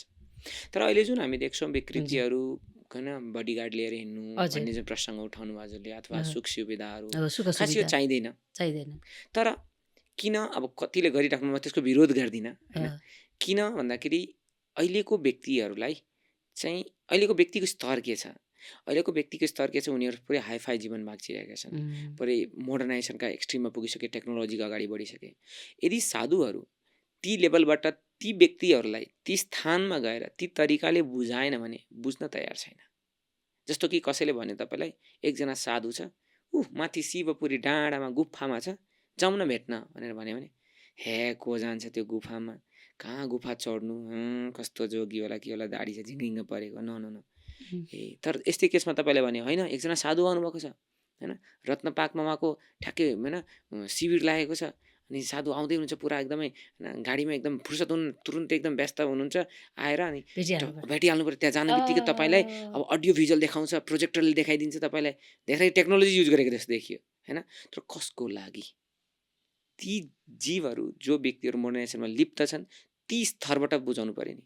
नर्सरी क्लासको बच्चाले त नर्सरी क्लासकै लेभलमा आएर बुझाउनु पर्छ, त्यो पिएचडीको टिचर किन नहोस्, भएन क्या त्यो हो भनेको। साधुहरू पनि अहिले मोडर्नाइजेसन हुनुको ती व्यक्तिहरूसँग कोप अप हुनको लागि। नत्र व्यक्ति साधु यदि जिन्न भइदिएको भए, साधु यदि यो चिजहरूलाई युज गरेन भने व्यक्ति सुन्दैन र म किन साधु भन्ने, म पनि साधु भयो भने मलाई पनि त्यस्तै जीवन जानुपर्छ।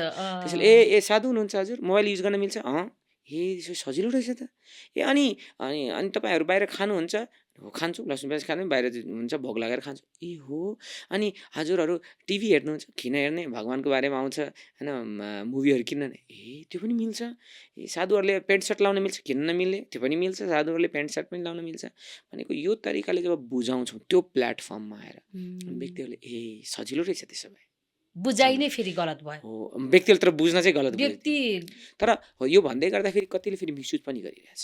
मान प्रतिष्ठा अलि, किनभने साधु जीवनमा अलिकति सुरुवातमा सबै विनम्र हुन्छ, पछि गएर जब पैसा फलोअर आउँदाखेरि अहङ्कार आउँछ। र अहङ्कारलाई यदि राम्ररी त्यसलाई विश्लेषण गर्न सकिएन, थिच्न सकिएन भने त्यसले फेरि विकृति पनि ल्याएको छ, ल्याउनेवाला छ, ल्याइरहेको छ।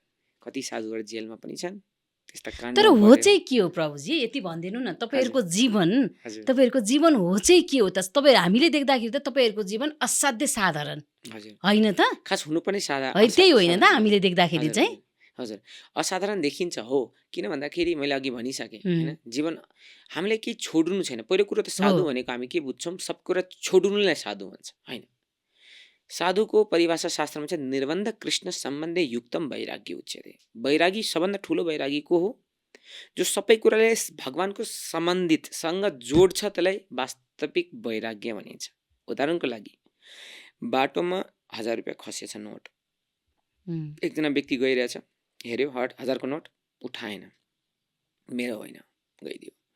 दोस्रो मान्छे आयो अनि हेऱ्यो, खल्तीमा राख्यो, है मेरो हो, अरू कसैले लिइदिन्छ, म लिन्छु भने।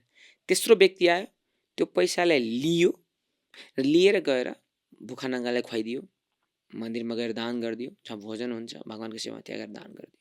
ल भन्नुहोस्, यो तीनटा व्यक्तिमा उपयुक्त को भयो? जसले मलाई चाहिँदैन, ए मेरो पैसा होइन, म चाहिँदैन, छोडिदियो। दोस्रो चाहिँ लिदियो, आफू उसको होइन तपाईँ लिदियो। र तेस्रो भनेको चाहिँ सेवा गर्यो। कुन चाहिँ राम्रो भन्नुहोस्? सेवा गरेको। त्यसै गरी साधु भनेको के हुन्छ? छोड्ने होइन कि, जोड्ने हो। गएर भगवानको सेवामा लगाउने हो। मेरो चाहिँ होइन, यो मसँग मोबाइल छ, तर यो मेरो मोबाइल हो नि, भगवानले दिनुभएको मोबाइल हो, यसलाई म भक्तहरूलाई फोन गर्छु, प्रयोग गर्छु। किन छोड्ने? टेक्नोलोजी कुनै पनि चिज संसारमा बेकार छैन, कसरी प्रयोग गर्छु भन्ने कुराले फरक पार्छ। चक्कु हुन्छ नि, चक्कु बेकार होइन, तर सही व्यक्तिको हातमा छ भने, डाक्टरको हातमा छ भने अपरेसन गरेर व्यक्ति बचाउँछ। कटिङ गर्ने, सब्जी कटिङ गर्ने व्यक्तिको हातमा छ भने राम्रो मिठो मिठो सब्जी बनाउँछ। तर त्यही चक्कु यदि डाकुको हातमा लाग्यो भने मान्छे मार्छ। त गल्ती हामी चक्कु किन देखाइरहेछौँ? कसको हातमा छ, त्यसैले पर्यो, कसले प्रयोग कसरी गरिरहेछ। त्यसै गरी साधु जीवनमा असाधारण देखियो, त त्यो असाधारणता के को लागि? जस्तो इस्कनमै हामी जति पनि राम्रो मन्दिर, राम्रो गार्डन के को लागि बनाएको? ती व्यक्तिहरू आएर जुडोस् भनेर।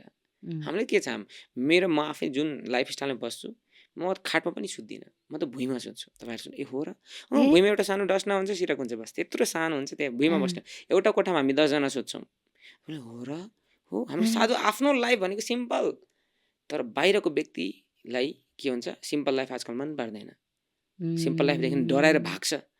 ए पक्नुहोस्, त्यस्तो पनि छैन, सबै कुरा गर्न पाउनुहुन्छ। ल हेर्नुहोस् त, गरिरहेछ। ए हो, त्यसै म पनि आउँछु नि। त्यसै बिस्तारै बिस्तारै बिस्तारै उहाँहरूलाई जीवन जिउन सिकाउने। ए त्यसपछि के हो साधु भने पछि बुझ्नुहुन्छ। यो हो। अब हामी हजुरको जपमालातिर अलिकति थोरै म जोड्न चाहेँ। राधा कृष्ण, हरे कृष्ण ठुलो भन्ने, या मेरो प्रश्न अलिकति हजुरले त्यसलाई कसरी बुझ्नुहुन्छ? राम राम ठुलो हो या हरे कृष्ण ठुलो हो? यो जप्दाखेरि चाहिँ यो यसरी जप्नुपर्छ भन्ने कुरा चाहिँ के छ? कसैले भन्नुहुन्छ राम राम जप्नुपर्छ, कसैले हरे कृष्ण हरे कृष्ण हरे कृष्ण जप्नुपर्छ, राधे राधे राधे, यो नभए यति नै हो, यति नै हो। कसै भन्नुहुन्छ नमः शिवाय नमः शिवाय नमः शिवाय नमः शिवाय। सो विभिन्न व्यक्तिको विभिन्न धारणा छ, तर वास्तवमा गलत कोही पनि होइन। सिम्पल के हो भन्दाखेरि, जस्तो मैले अघि उदाहरण पनि दिएँ, जस्तो युनिभर्सिटीमा हामी पढ्छौँ। सो कसैलाई डक्टर बन्नु छ भने ऊ त्रिभुवन युनिभर्सिटीमा टिचिङ हस्पिटलमा नाम निकाल्यो, त्रिभुवन युनिभर्सिटीमा पढ्न थाल्यो। डक्टर बन्ने पोखरा युनिभर्सिटीमा पनि बनिरहेछ, काठमाडौँ युनिभर्सिटीमा पनि बनिरहेछ, पूर्वाञ्चलमा पनि बनिरहेछ। सिलेबस अलिअलि फरक हुन्छ, इक्जाम पेपर पनि फरक फरक आउँछ, तर पास भएपछि सबै डक्टर चाहिँ डक्टरै हो है। डक्टरमा के फरक छ? छैन। तर अलिकति सिलेबस अलिक क्वेसन घुमाएर यो सेमेस्टरमा पढाउनलाई अर्को सेमेस्टरमा सोधिन्छ उसले। सो त्यसै गरी आध्यात्मिकताको मार्ग एउटै हो, तर विधि अलग अलग छ। विधि किन अलग? त्यसो सबैजना किन त्रिभुवन युनिभर्सिटीमै नाम लेखाएन, किन पोखराको? उसलाई मन पर्यो पोखराको सिलेबस, त्यसो जाउनुहोस् तपाईँ, त्यहाँ पनि छ, तर त्यो पनि अथेन्टिक हो, यो पनि अथेन्टिक हो। त्यसै गरी कसैले हरे कृष्ण जप्छ भने उहाँको गुरुले उहाँले हरे कृष्ण जप्न भनेछ भने त्यही उसको लागि ठिक हो। तर कुनै अर्को पन्थमा हुनुहुन्छ भने उहाँको लागि तपाईँ राम राम जप्नुहोस् भने त्यो राम रामले उसलाई के गर्यो सिद्धि प्राप्त गराइदियो। कसैलाई हरे कृष्णले सिद्धि, कुरै एउटै हो, राम कृष्णमा केही फरकै छैन, राम कृष्ण एउटै हुनुहुन्छ। जस्तो म तपाईँहरूको अहिले यहाँ आउँदाखेरि ओहो गुरुजी भन्दै हुन्छ, म जब घर जान्छु म त छोरा पनि त हुनु कसैको, त्यतिखेर मलाई गुरुजी भन्छ भन्दैन। र म जब साथीहरूसँग भयो भने ओहो साथी कस्तो छ भनेर साथी हुन्छु, हो कि होइन? सो म एउटै व्यक्ति विभिन्न ठाउँमा जाँदा मेरो विभिन्न पहिरन विभिन्न परिचय छ। त्यसै गरी भगवान् पनि राम कृष्ण विष्णु बराह नृसिंह एउटै व्यक्ति हुनुहुन्छ, विभिन्न रूपमा विद्यमान हुनुहुन्छ र व्यक्तिले विभिन्न तरिकाको नाम जपेर उहाँलाई पाउने प्रयास गर्नुहुन्छ। त्यसमा भेद हेर्नु हुँदैन, भेद छैन, छैन भेद छैन, ठुलो सानो भन्ने पनि भएन, भएन, ठुलो सानो भन्ने छँदै छैन। यो जप्दाखेरि चाहिँ राइट हो यो जप्दा रङ हो भन्ने पनि भएन, भएन।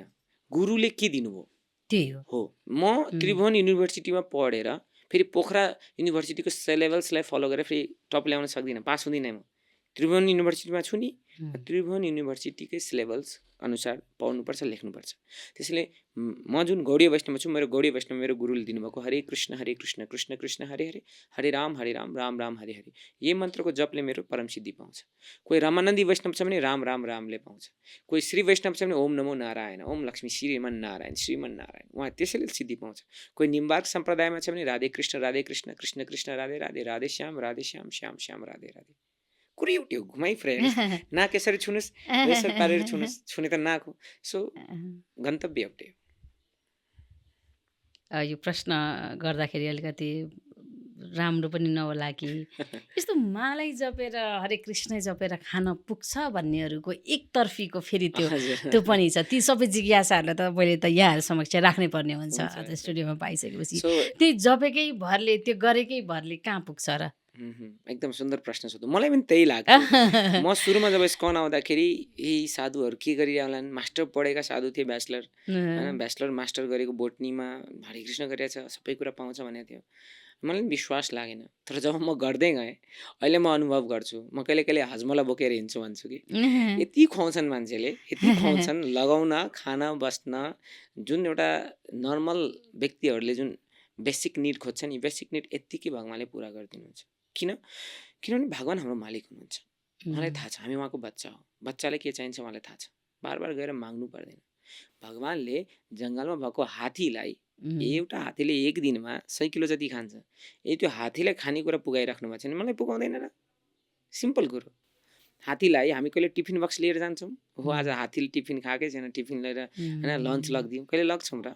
भनेको हात्तीलाई मेन्टेन गरिराख्नु भएको छ, कमिलालाई मेन्टेन गरिराख्नु भएको छ, चरा चुरुङ्गी त्यत्रा जीव छन्, सबैलाई भगवान्ले मेन्टेन गरिराख्नु भएको छ भने कि हामीलाई मेन्टेन गर्न सक्नुहुन्न?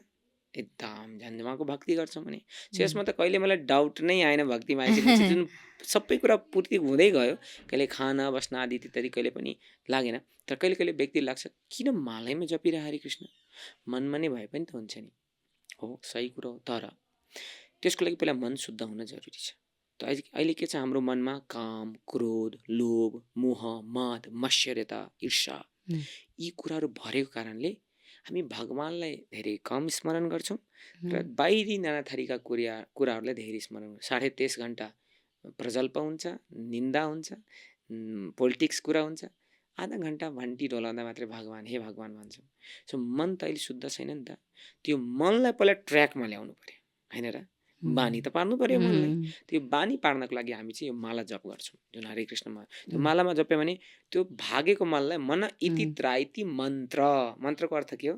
मनलाई तार्नेलाई मन्त्र। मन भागेको मन छ, कहाँ भाग्छ?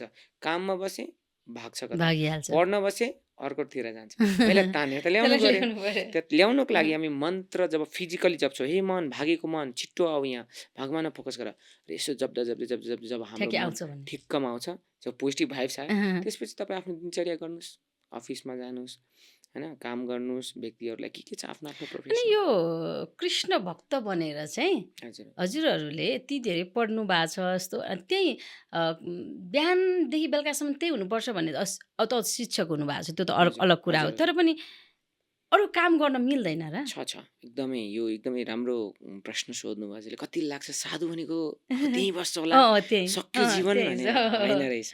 जस्तो मेरै उदाहरण, मेरो पर्सनल लाइफको म कुरा गरेँ भने तपाईँ सक हुन्छ। म आफ्नो एक दिनको दिनचर्या सुनाउँछु तपाईँलाई। मेरो त डेली यस्तै हो। सो म बिहान उठ्छु, मेरो चाहिँ 3:30 देखि 4 को बिचमा उठिसक्नुपर्छ। उठ्न बित्तिकै हामी स्नान गर्नुपर्छ, कहिले चिसो पानी, जेनरली चिसो पानीले, किनभने त्यसले स्वस्थ रहन्छ शरीर। सो स्नान गर्छौँ। 4:30 बजे हामी, बिहानको कुरा गर्दैछु, 4:30 बजे हामी मन्दिर हलमा पुगिसक्नुपर्छ। हाम्रो मङ्गल आरती हुन्छ। त्यसपछि 5 बजे हाम्रो भागवत सुरु हुन्छ, प्रवचन हुन्छ। त्यो क्लासमा बस्नुपर्छ 1 घन्टा, 6 बजेसम्म। 6 देखि 7:30 सम्म हामीले जप गर्नुपर्छ। 7:30 देखि 8 सम्म हाम्रो गुरु पूजाहरू हुन्छ। 8 देखि 9 सम्म शास्त्र अध्ययन गर्नुपर्छ। 9 बजे खायो, खाएर 10 बजेसम्म खायो। 9 देखि 1 घन्टा टाइम हुन्छ खाने टाइम। खाइसकेपछि 10 देखि 11 स्मल न्यापको टाइम हुन्छ, फ्रेस हुने, कहिले के कपडा धुनु छ भने 11 बजेदेखि काम गर्न जानुपर्छ। म पर्सनली एज अ बुढा नीलकण्ठको म्यानेजमेन्टमा भएको कारणले वेल विसर टेक केयर म्यानेजर हो म त्यहाँको। जति पनि पब्लिक रिलेसन छ, डोनेसन कलेक्सन्स, गेस्ट केयर, सबैको हेड हो म त्यहाँ। त म जाने बित्तिकै मेरो अब अफिसमा गयो, मेरो काम सुरु हो। ल्यापटपमा बस्यो, मान्छे भेट्यो, होइन, कता क्लास दिन जानुपर्ने छ, यो हेर्नुपर्ने छ, यो व्यक्तिको झगडा भयो त्यो मिलाउनु छ, गर्दा गर्दै गर्दा गर्दै साँझ हुन्छ, फेरि आरती हुन्छ, फेरि खायो, फेरि लेक्चर। दिनमा कमसेकम 4 घन्टा त बोल्नुपर्ने हुन्छ लेक्चर गर्दा गर्दै। रातिको 8-9 बज्छ। त्यसपछि अलिकति दुध सुरुप छ भने पिउने, त्यसपछि सुत्न जाने। भन्दाखेरि बाहिरको व्यक्तिभन्दा त अधिक काम हामीले गरिरहेको जस्तो हुन्छ कि व्यक्तिले बाहिर लाग्दा खालि हरे कृष्ण मात्रै जपिरहेको होइन, वस्त्र लाछ। यो भनेको दमकल हो, जहाँ इमर्जेन्सी पर्यो दौडेर जाने। जहाँ जब व्यक्तिलाई गाह्रो पर्यो त्यहाँ जान्छौँ। तर अर्को कुरो चाहिँ के हो, व्यक्ति जस्तो जुन पनि प्रोफेसनमा हुँदा पनि भक्ति गर्न पाए। हजुर यो प्रोफेसनमा हुनुहुन्छ, मनमा घरमा आधी घन्टा अभ्यास गर्न पाए जसले नि। हाम्रो भक्तहरू जति हुनुहुन्छ इस्कनमा, त्यसमा केवल बुढा नीलकण्ठमा 5000 भक्त छन्, जसमध्ये केवल 30 जना मात्रै फुल टाइम छ। अरू सबै बालबच्चा भएका, प्रोफेसन भएका, अफिस जाने, पसल चलाउने, सबै भनेको बिरलै कोही हजारौँमा एक मात्रै चाहिँ आउँछन्। सबै आउँदैन, गाह्रो छ। फुल टाइम हुन पनि गाह्रो छ। अब गुरुहरूसँग त जति कुरा गरे पनि सकिँदैन। यत्रो शास्त्रको ज्ञानै भण्डार भएको मान्छेहरूसँग हाम्रो यो सानो अब 1 घन्टा 1.5 घन्टाको कार्यक्रममा मैले लिएर पनि कति नै सक्छु र सक्दिनँ। बेला बेलामा कुरा चाहिँ गरिरहनुपर्छ। तर मेरा 1-2वटा शब्दहरू छन्, ती शब्दहरूलाई यहाँले कसरी बुझ्नुहुन्छ, त्यसलाई कसरी चाहिँ डिस्क्राइब गरिदिनुहुन्छ? यो विशेष छोरा मान्छेलाई चाहिँ, यहाँ मेरो उसमा सोमा आउने छोरा मान्छेलाई चाहिँ मैले एउटा प्रश्न राख्ने गरेको छु। प्रश्न आफैमा गलत हो लाग्छ कहिलेकाहीँ। उहाँहरूले पनि भन्नुहुन्छ प्रश्नै तपाईँको गलत छ भन्नुहुन्छ, तर पनि म राख्न चाहिँ छोड्दिनँ। छोरा मान्छे रुनु हुँदैन भनेर मैले धेरै पहिला सुनेको, त्यो मनस्थितिमा मेरो बसिरहेको छ। छोरी रुइहाल्छन्, कमालो भन्नुहुन्छ भनेर भन्छन्। छोरा मान्छे रुन्छन्, छोरा मान्छे रुन्छन्, र तपाईँ रुनु भएको छ कि छैन? रुन्छन्, छोरा मान्छे पनि रुन्छ। सो यो गलत प्रश्न, एकदम सही प्रश्न हो। म चाहिँ यसलाई गलत मान्दिनँ र म पनि रोएको छु। तर रुने कसको लागि भन्ने कुरो हो। सो म बच्चामा आउँदाखेरि खेलौनाको लागि रुन्थेँ, चाउचाउ बिस्कुटको लागि रुन्थेँ, थाहा थिएन। तर जब भगवान्सँग जुडेँ, आध्यात्मिकमा लागेँ, अब भगवान्को लागि रुन सकेँ कि भगवान् तपाईँ मलाई कहिले दर्शन दिनुहुन्छ। जब भगवान्देखि बिछोड, जब कुनै प्रेमीसँग बिछोड हुन्छ नि, तब रोइन्छ नि। त्यसो भगवान्सँग जब एकचोटि प्रेम सम्बन्ध गाँसिन्छ र भगवान्को जब बिछोडको फिलिङ हुन्छ, त्यो अझै स्मरणीय हुन्छ कि त्यसमा रुन मन लाग्छ। र यो शास्त्रमा बताएको छ कि नैनम गलत अश्रु धारे वदनम गदगद रुद्राय गिरा। आँखाबाट धारामा पानी बगे जस्तो आँसु आउन थाल्छ जब भगवान्सँग एकत्र हुन जान्छ, जब भगवान्सँग होइन तपाईँको उन्नत अवस्था आउन जान्छ, भक्तिको प्रेममय अवस्था आउन जान्छ, आपसे आप आउन थाल्छ आँसु। यसको लागि कुनै छोरा छोरी, जो पनि जीव, सबै जीवसँग हृदय छ र त्यो हृदय भगवान्सँग कनेक्टेड छ। सो जब कनेक्ट भयो, आपसे आप के हुन्छ, हामीसँग आँसु आउँछ। सो रुनु हुँदैन भन्ने चाहिँ गलत अवधारणा। रुनुपर्छ, तर के को लागि रुने? आजकल व्यक्तिहरू भौतिक चिजहरूको लागि रुन्छ। त्यो रुवाईलाई चाहिँ म किन रुनु भएको, त्यो त पाएर पनि फेरि रुनु नि पर्छ। सो त्यस कारणले भगवान्को लागि रुनुहोस्, चाहे केटा मान्छे होस् चाहे केटी मान्छे होस्। केटी अलिकति भावुक चाहिँ हुन्छ, त्यसले गरेर रुन्छ धेरै, तर केटाहरू पनि रोएको छ, देखेको छु म। र म आफै पनि भगवान्को लागि चाहिँ रुन मन तर पराउँछु। धेरै रुवाई चाहिँ पीडाकै मात्र हुन्छ भनिन्छ। हाम्रो बुझाइ फेरि गलत भयो त्यहाँ पनि हो। फेरि हरेक कुराको फेरि। किनभने व्यक्तिहरू धेरैजना पीडामा छन्, त्यस कारणले गर्दा धेरै रुवाई पीडाको भनेर। आहा, आँसु छुट्याउनुहोस्, तातो आँसु र चिसो आँसु भन्ने हुन्छ। ए यदि तातो आँसु आइरहेको छ भने बुझ्नुहोस् तपाईँको पीडाको रुवाई हो। आँसु जब थाम्छ नि तातो हो, आँसु आयो भने चाहिँ तर चिसो आँसु छ भने त्यो खुसीको आँसु हुन्छ। ए हाम्रो पनि जीवन कहिले कहिले खुसीले पनि आँसु आउँछ नि, हामी आउँछ जीवनमा आउँछ नि, आउँछ आउँछ त आउने हो, आहा, तर त्यो चिसो आँसु हुन्छ जुन त्यो आँसुले चाहिँ भनेको हामीलाई आनन्द आइरहेछ। मलाई थाहा थिएन। यसको पनि साइन्स छ। आज चाहिँ मैले थाहा पाएँ त्यस्तो आँसु पनि त्यस्तो हुन्छ भनेर। हजुरको मातापिता हुनुहुन्छ, हजुर, मेरो मातापिता दाइ उहाँहरूलाई प्रणाम, जसले यहाँ यस्तो छोरा जन्म दिनुभएको छ। हजुर। आमा भन्ने शब्द के रहेछ? आमा भनेको चाहिँ मेरो लागि चाहिँ वास्तवमा गुरु, पहिलो गुरु, जीवन दिने व्यक्ति, जसले चाहिँ मलाई मौका दिनुभयो भगवान्लाई बुझ्नको लागि। यदि आमा नभइदिएको भए म जन्म लिन्थिनँ, र म यदि जन्म नलिएको भए कहाँ इस्कनमा जुड्थेँ, कहाँ कृष्ण पाउँथेँ। सो यस्तो व्यक्तित्व जसले चाहिँ मलाई यो योग्य बनाइदिनु भयो, उहाँको चाहिँ स्थान भनेको चाहिँ आमा हो। त्यस्तो हुन्छ आमा। बाबा के रहेछ? बाबा भनेको चाहिँ हामीलाई दुःख सुखमा साथ दिने, संस्कार दिने, एउटा छोराको उज्जवल भविष्य के हुन्छ, यो गलत मार्गमा त गइरहेछ भनेर जहिले चिन्तित हुने, र उसलाई के चाहिन्छ जीवनमा, आफ्नो कहिले पनि कठिनाइ आफूलाई खान पुगेको छ कि छैन, आफूले दुःख पाए त्यो पनि नसोचिकन त्यो छोरा अझै राम्रो होस्, मभन्दा राम्रो होस् भनेर सोच्ने व्यक्ति, एउटा वास्तविक हितैषी व्यक्ति भनेको चाहिँ बुवा हुनुहुन्छ, पिता हुनुहुन्छ, गार्जियन भनौँ। यी भनिरहँदा के गुरु, हजुर माता पिता हुनुहुन्थ्यो, हजुर, माया प्रेम भयो, तपाईँलाई जन्म दिनुभयो, हजुर तपाईँलाई संसार देखाइदिनु भयो। हजुर तपाईँले अब हामीले नर्मली भन्दा ब्रह्मचारी विवाह नगरिकन बस्नेलाई हामी बुझ्छौँ। तपाईँको बुझाइ अलिकति चाहिँ तपाईँ सिक्ने टाइममा भनेर भन्नुभयो, विवाह तर नगर्ने उमेर नै हो, उमेर नै हो भन्नु भइरहेछ। पछि विवाह गर्ने तर यो त फेरि यस्तो सुन्दर जीवन पनि त एक किसिमको गृहस्थी जीवन पनि त जानु पर्यो होला नि त, होइन र? त्यो चाहिँ माता पितालाई त लाग्दो होला नि त, लाग्छ। मेरो छोराले पनि गृहस्थी जीवन बिताइदियोस्, होइन? हामीले छोरा भन्न पाएछ, छोराका बुहारी भन्न पाइयोस्, नाति नातिना खेलाउन पाइयोस्, होइन? यो होस् भन्ने त लाग्दो होला नि त। कहिले काहीँ त्यो प्रश्न गर्नुहुन्न? छ कहिले जहिले गर्नुहुन्छ। मेरो माता अहिले मसँगै हुनुहुन्छ, उहाँको अलि ट्रिटमेन्ट चलिरहेको छ, कार्यक्रम ल्याएको छु, जहिले त्यही भनिराख्नुहुन्छ, आश हुन्छ। सो आश हुनु राम्रो हो, गलत होइन, उहाँ राम्रो हो। र म यो भन्दिनँ कि हामी सधैँ यस्तै रहन्छौँ, हाम्रो विवाह पनि हुनसक्छ। मैले भने ब्रह्मचारी जीवन पछिको नेक्स्ट लाइफ भनेको गृहस्थ लाइफ हो। सो गृहस्थ लाइफ जान सक्छौँ जतिखेर पनि। त कोही बिरलै हुन्छ जो चाहिँ कन्टिन्यू नै गर्छ। मेरो जीवनको मलाई अहिले पनि थाहा छैन, मेरो हुन पनि सक्छ, कन्टिन्यू पनि हुनसक्छ। त्यसमा सिम्पल कुरा म के बताउँछु, कहिले कहिले होइन, एउटा परिवार बचाउनको लागि एकजनाको बलिदान दिनुपर्छ। कहिले कहिले एउटा गाउँ बचाउनको लागि एउटा परिवारको बलिदान दिनुपर्ने हुन्छ। कहिले कहिले एउटा सहर बचाउनको लागि एउटा गाउँको बलिदान दिनुपर्छ। कहिले कहिले एउटा देश बचाउनको लागि होला एउटा सहरको बलिदान दिनु पनि सक्छ, हुनुपर्ने हुन्छ। भनेको हाम्रो उद्देश्य यदि लोकहित छ, लोक कल्याण छ, जीवन व्यक्तिहरूको उद्धार गर्नु छ भने कहिले कहिले कोही हुमिनु पनि पर्छ। जस्तो आर्मीहरू बोर्डरमा छन्, कसै न कसैको छोरा त आर्मी बन्नै पर्छ। मेरो छोरा बोल्ने होला, आर्मी बन्यो, अब म के हुन्छ, आउँदैन, घर पनि आउँदैन, त्यही मर्छ कि क्या होइन। देश रक्षाको लागि कसै न कसैले बलिदान दिनुपर्छ। त्यसै गरी साधु पनि चाहिन्छ समाजमा, कसै न कसैले बलिदान दिनुपर्छ। कसै न कसैको छोरा त हुनु पर्यो। हालाकि उहाँहरू भाग्यमानी जीवको छोरा हामीहरू भयो, कसै त हुनु पर्यो। तर उसको कारणले अथवा मेरै कारणले अथवा त्यस्ता साधुहरूको कारणले यदि लोकहितमा अहिले हजारौँ व्यक्तिले सुनिरहेको छ, देश विदेश, होइन, सबै गुरु कृपा हो, सुनिरहेको छ, व्यक्तिको जीवन परिवर्तन, यसको सबै श्रेय कसलाई जान्छ? त्यो मातापिताले जान्छ। र विशेष गरी मातापिताको चिन्ता हुन्छ मेरो छोरा खुसी होस्, यसलाई कहिले खाने टेन्सन नहोस्, बस्ने टेन्सन नहोस्। त्यो म मैले विश्वस्त गराइदिएँ। त्यतिमा म आफ्नै मात्रै होइन, उहाँहरूको पनि। मम्मी बाबा तपाईँलाई जहिले पनि खान, बस्न, घुम्न, स्वास्थ्य सबै जिम्मा म लिन्छु। म एउटा होइन रिस्पोन्सिबल छोरा बन्न चाहन्छु र बनेर देखाउने प्रयास पनि गरिरहेको छु। सो के हदसम्म उहाँहरू खुसी हुनुहुन्छ।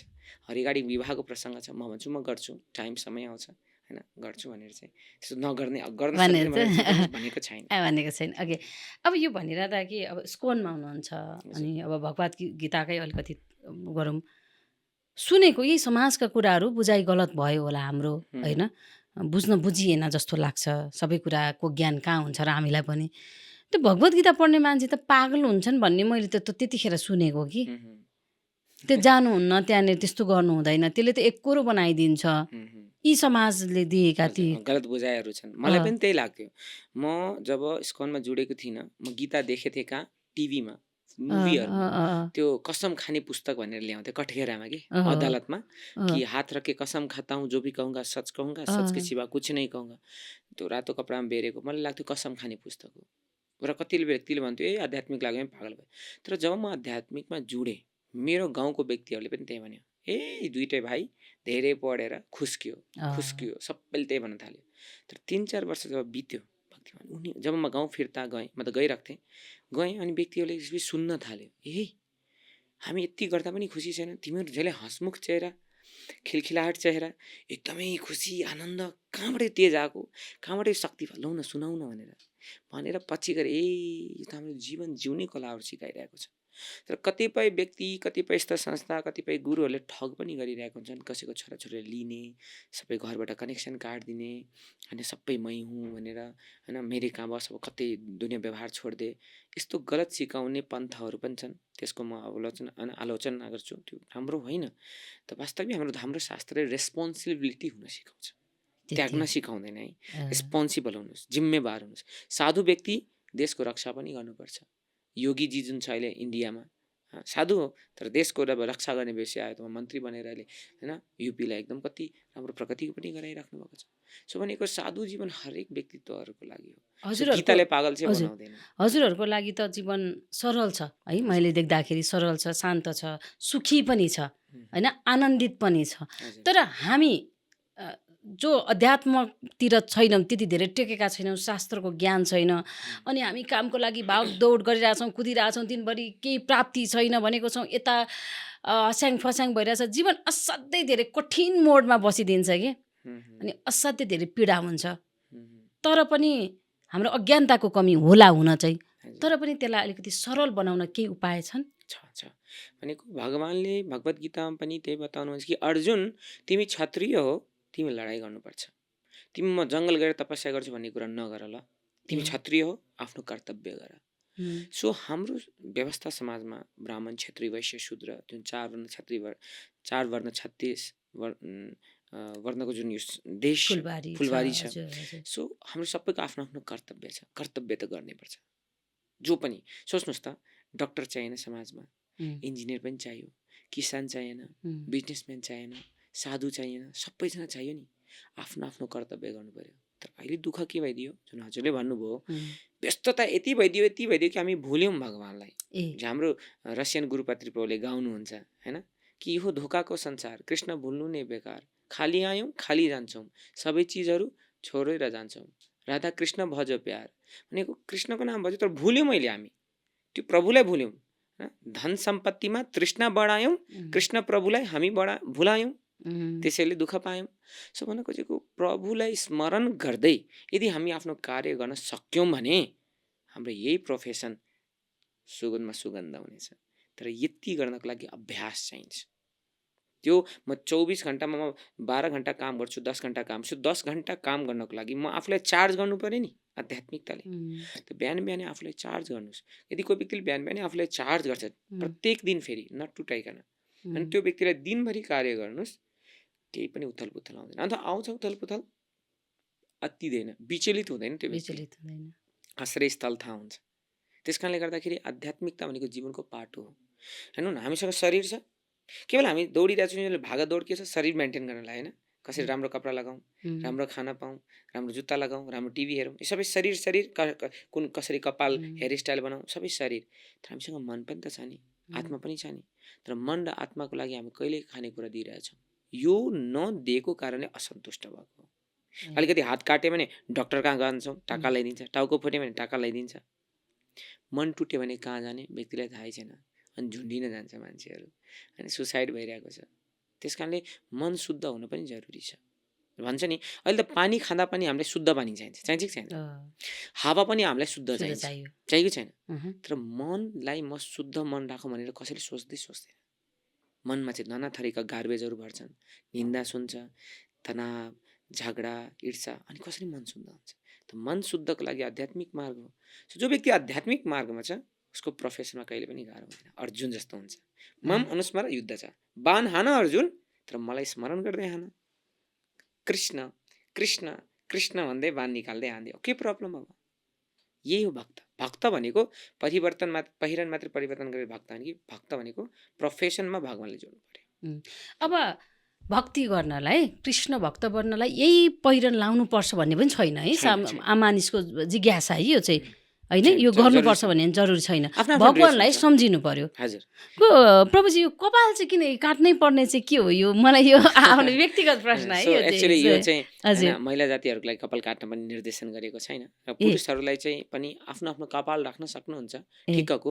हामी कपाल यस्तो बताएको छ भागवतमा कि दूरे तीर्थम लाभेन्न केश धारणम, कलियुगमा व्यक्तिहरू कपालमा आसक्ति हुन्छन् भनेर बताएको छ, जसलाई पनि आफ्नो कपाल मनपर्छ। त हामीहरू जब एउटा साधु जीवन, म त एउटा समर्पित हुन प्रयास गरिरहेको छु, त म आफ्नो समर्पण भगवानलाई कसरी देखाउँ? जुन सबभन्दा प्रिय चिज छ भगवानलाई म त्यो नै अर्पण गरिदियो तपाईँलाई। एउटा यो अर्थ पनि यसमा पनि मेरो आसक्ति छैन, म त भन्नलाई तपाईँको दास भन्छु, तर मलाई कपालमा आसक्ति भइदियो भने त म कसरी तपाईँको? त्यसैले यो पनि अर्पण गरेँ, एउटा यो अर्थ। दोस्रो, कपाल जुन हामी साधुहरूले ब्रह्मचारीहरू चाहिँ काट्नुपर्छ, किन भन्दाखेरि एउटा मनस्थिति पनि ठन्डा रहन्छ जब कपाल काट्छौँ। त्यसपछि एउटा हामीलाई न तेल चाहिन्छ, न ऐना चाहिन्छ, होइन, न के अरे समय बर्बाद भयो, सजिलो भयो। एउटा चिसो हावा बग्छ, मन ठन्डा रहिरहेको छ। नत्र के भन्छ, तनाव भयो भने कपाल झिङ्रिङ्ग छ, कोरेको छैन, तेल लगाएको छैन भनेदेखि चाहिँ के भन्छ, अब टेन्सन यहाँ हुन्छ नि त, जान्छ खालि कपालमा कपालमा कपालमा कपालमा। त्यस कारणले गर्दाखेरि त्यो पनि एउटा कारण हो, भौतिक कारण हो। त मुख्य कारण चाहिँ हामी भगवानलाई अर्पण गरेको, भगवान म तपाईँको दास हो, होइन, म तपाईँको सेवामा आएँ भनेर। त्यसो भए के कपाल पाल्नेहरू दास होइन त भनेर प्रश्न नै हो। भगवान भने नि मैले, भगवान चाहिँ पहिला मनबाट कनेक्सन चाहिँ राख्नु पर्यो, मन व्यवहारबाट कनेक्सन। हाम्रो रूप पहिरनहरू जे पनि हुनसक्छ। ट्राफिक पुलिसले ट्राफिक ड्रेस लाउँछ, त्यो घरमा पनि ट्राफिक ड्रेस लगाएर बस्छ, होइन नि? हस्पिटलमा जाँदाखेरि एप्रोन लाउँछ डक्टरहरूले, आफ्नो आफ्नो ड्रेस छ। यो ड्रेस भनेको प्रचार गर्न निस्किँदा म लगाउँछु, म आफ्नो घरमा कोठामा जाँदा आफ्नो ड्रेस हुन्छ मेरो पनि। सो त्यस कारणले गर्दाखेरि केवल ड्रेसले मात्रै भक्तिलाई जाँच्न मिल्दैन। यो भनेको सबैको भित्रभित्र अन्दरका मामला है, जो पनि हुनसक्छ। कपालै काट्नुपर्छ भन्ने जरुरी छ, कोरेर राख्नुहोस्, सिम्पल राख्नुहोस्, कोरेर राख्नुहोस्। ओके, अब खानपिनकै कुरा गरौँ, माछा मासुकै कुरा गरौँ। हाम्रो यो समाज फेरि यही समाजमा बसिरहनु भएको छ, होइन? तपाईँले भन्नुभएको छ खोइ म नखाँदा पनि भइरहेको छ भन्नुभएको छ, होइन? चलि नै राखिरहेको छ। फेरि यो खानेहरूलाई राम त्यसरी त हुँदैन भन्ने पनि हुन्छ। अनि के माछा मासु खानेले चाहिँ भक्ति गरे नपाउने हो?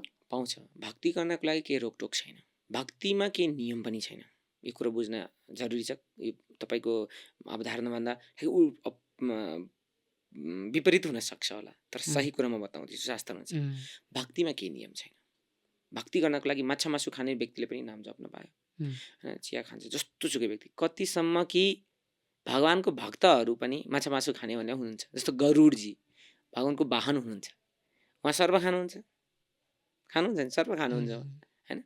त अब गरुडजी त भगवानको प्रिय भक्त होइन, तर किन सर्प खानुहुन्छ? किनभने उहाँको शरीर छ चिलको, त खानु पर्यो सर्प। त खाने कुरा भनेको जीविका, यो हाम्रो हड्डी मासु आत्मालाई टाँच्नको लागि, बचाइराख्नको लागि खाने हो विषयवस्तु हो। त कहिले कहिले हामी साधु जीवनमा आउँदाखेरि सुरुवातमा किन यी कुराहरू खाँदैनौँ? किनभने यो खानालाई तामसिक खाना भनिन्छ। 3 प्रकारको खाने कुरा हुन्छ, सात्विक, राजसिक, तामसिक। तामसिक खानाले भजनमा अवरोध दिन्छ, शरीरलाई कष्ट दिन्छ, रोग उत्पन्न गराउँछ, आलस्यपन ल्याउँछ, मुख गनाउँछ, जसको कारणले हामीलाई भजनमा बाधा आउँछ, धेरै अधिक पसिना आउने, आलस्य निन्द्रा आउने। त्यसैले हामी तामसिक खानाहरूलाई वर्जित गर्छौँ, जसमा माछा मासु पनि पर्छ, जसमा त्यसमा चियाहरू, टक्सिक चिजहरू यिनीहरू पनि पर्छ। राजसिक खाना भनेको अति नै पिरो, अति नै अमिलो, चिल्लो, अति नै नुनिलो, यसलाई राजसी खाना जसले उत्तेजना बढाउँछ, सात्विक खानाका जसले मनलाई शान्त राख्छ, जस्तो हामी राइस दाल सब्जी फलफुलहरू होइन साग सब्जी अन्नहरू जति पनि हामीलाई जुन दिइदिएको छ यी कुराहरू त आफ्नो आफ्नो चेतनाको व्यक्तिहरू छन्, आफ्नो आफ्नो खानेकुराहरू खान्छन्। तर माछा मासु खाने व्यक्तिहरूलाई भक्तै छैनन् भने चाहिँ भन्न मिल्दैन। तर भइदिन्छ कि जब माछा मासु खाने व्यक्तिले भक्ति गर्न थाल्छ बिस्तारै बिस्तारै बिस्तारै उहाँलाई दया आउँछ।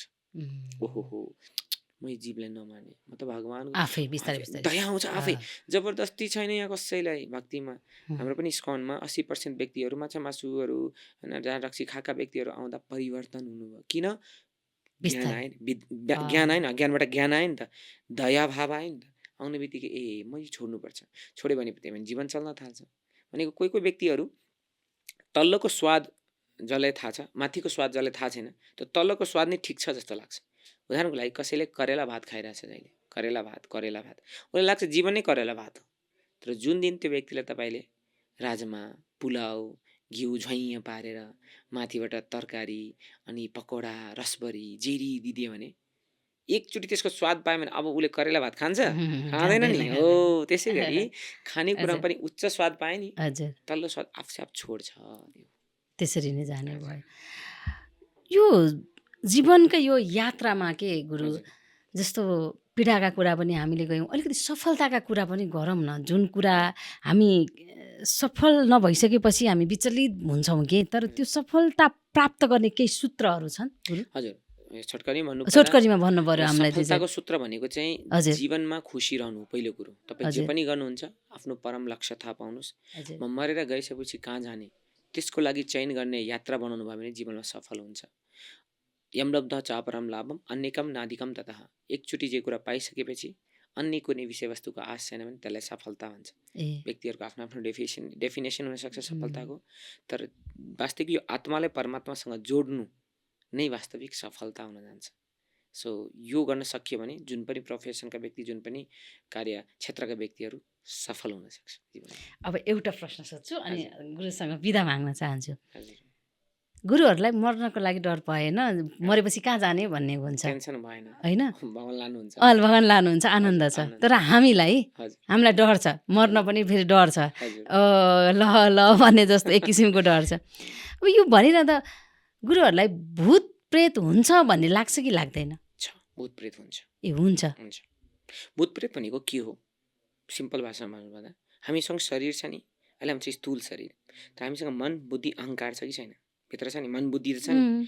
त कसैको शरीरबाट आत्मा मन बुद्धि अहङ्कार जब निस्किन्छ नि मर्ने बेलामा निस्के पनि घुमिरहेको छ कि, जबसम्म उसले मोक्ष पाउँदैन, माथि जाँदैन, गति हुँदैन, अर्को शरीर लिँदैन, तबसम्म घुम्छ। भनेको अकालमै मृत्युहरू। यिनीहरूको मन बुद्धि अहङ्कार घुमिरहेको छ कि। अब उसले त भोग गर्ने इच्छा हुन्छ। सपोज चाइनामा एउटा मान्छे मर्यो, उसलाई चाइनिज सुप खानु थियो अनि उसको आत्मा घुमिरहेको छ। ऊ नेपाल आइपुग्यो, त्यो आत्मा घुम्दा घुम्दा जहाँ पनि आउनु पायो। नेपालमा एउटा नेपाली व्यक्ति चाइनिज सुप खाना बसेको थियो, उसको शरीरमा छिर्दिन्छ, किनभने खानको लागि शरीर चाहियो, उसको शरीरमा छिर्दिन्छ। अब ऊ के गर्छ? चाइनिज बोल्न थाल्छ, अलौकिक शक्ति आए जस्तो हुन्छ अनि हु गर्न थाल्छ। भनेको त्यो मन बुद्धि अहङ्कार बाहिरको इलिमेन्ट छिर्दियो। हामीसँग अलरेडी मन बुद्धि अहङ्कार छ, हामी भित्र छिर्यो भने हामी अनैतिक कार्यहरू गर्न थाल्छौँ, हानि गर्ने कार्यहरू होइन, आँखा रातो गर्ने, कपाल फाल्ने, सब किन गरेको? किनभने त्यो आत्माले एट्याक गरिदिएको, त्यसलाई भूत भन्छ। तर यदि तपाईँ एकदमै शक्तिशाली हुनुहुन्छ भित्रदेखि, कोही भूत आयो भने टाढै बस्ने, मेरो शरीरभित्र छिर्ने होइन, तपाईँ मनोबल यदि पक्का छ भने कुन भूतले एट्याक गर्छ तपाईँलाई? केही गर्छ। त्यसले भूत हुन्छ मलाई डर लाग्दैन। किन? मलाई लाग्छ जब भूत आउँछ उसले हरे कृष्ण महामन्त्र भन्छु उसको उद्धार हुन्छ भन्ने जस्तो लाग्छ। डर लाग्दैन। हस्, यति व्यस्तताको बिचमा पनि मेरो निम्तो स्वीकारेर आइदिनु भयो, यहाँलाई धेरै धेरै धन्यवाद गुरुजी। तर यतिमै संवाद होइन, फेरि हामी अर्को संवाद पनि समय मिलाएर गर्नेछौँ। हरे कृष्ण। हरे कृष्ण, धन्यवाद।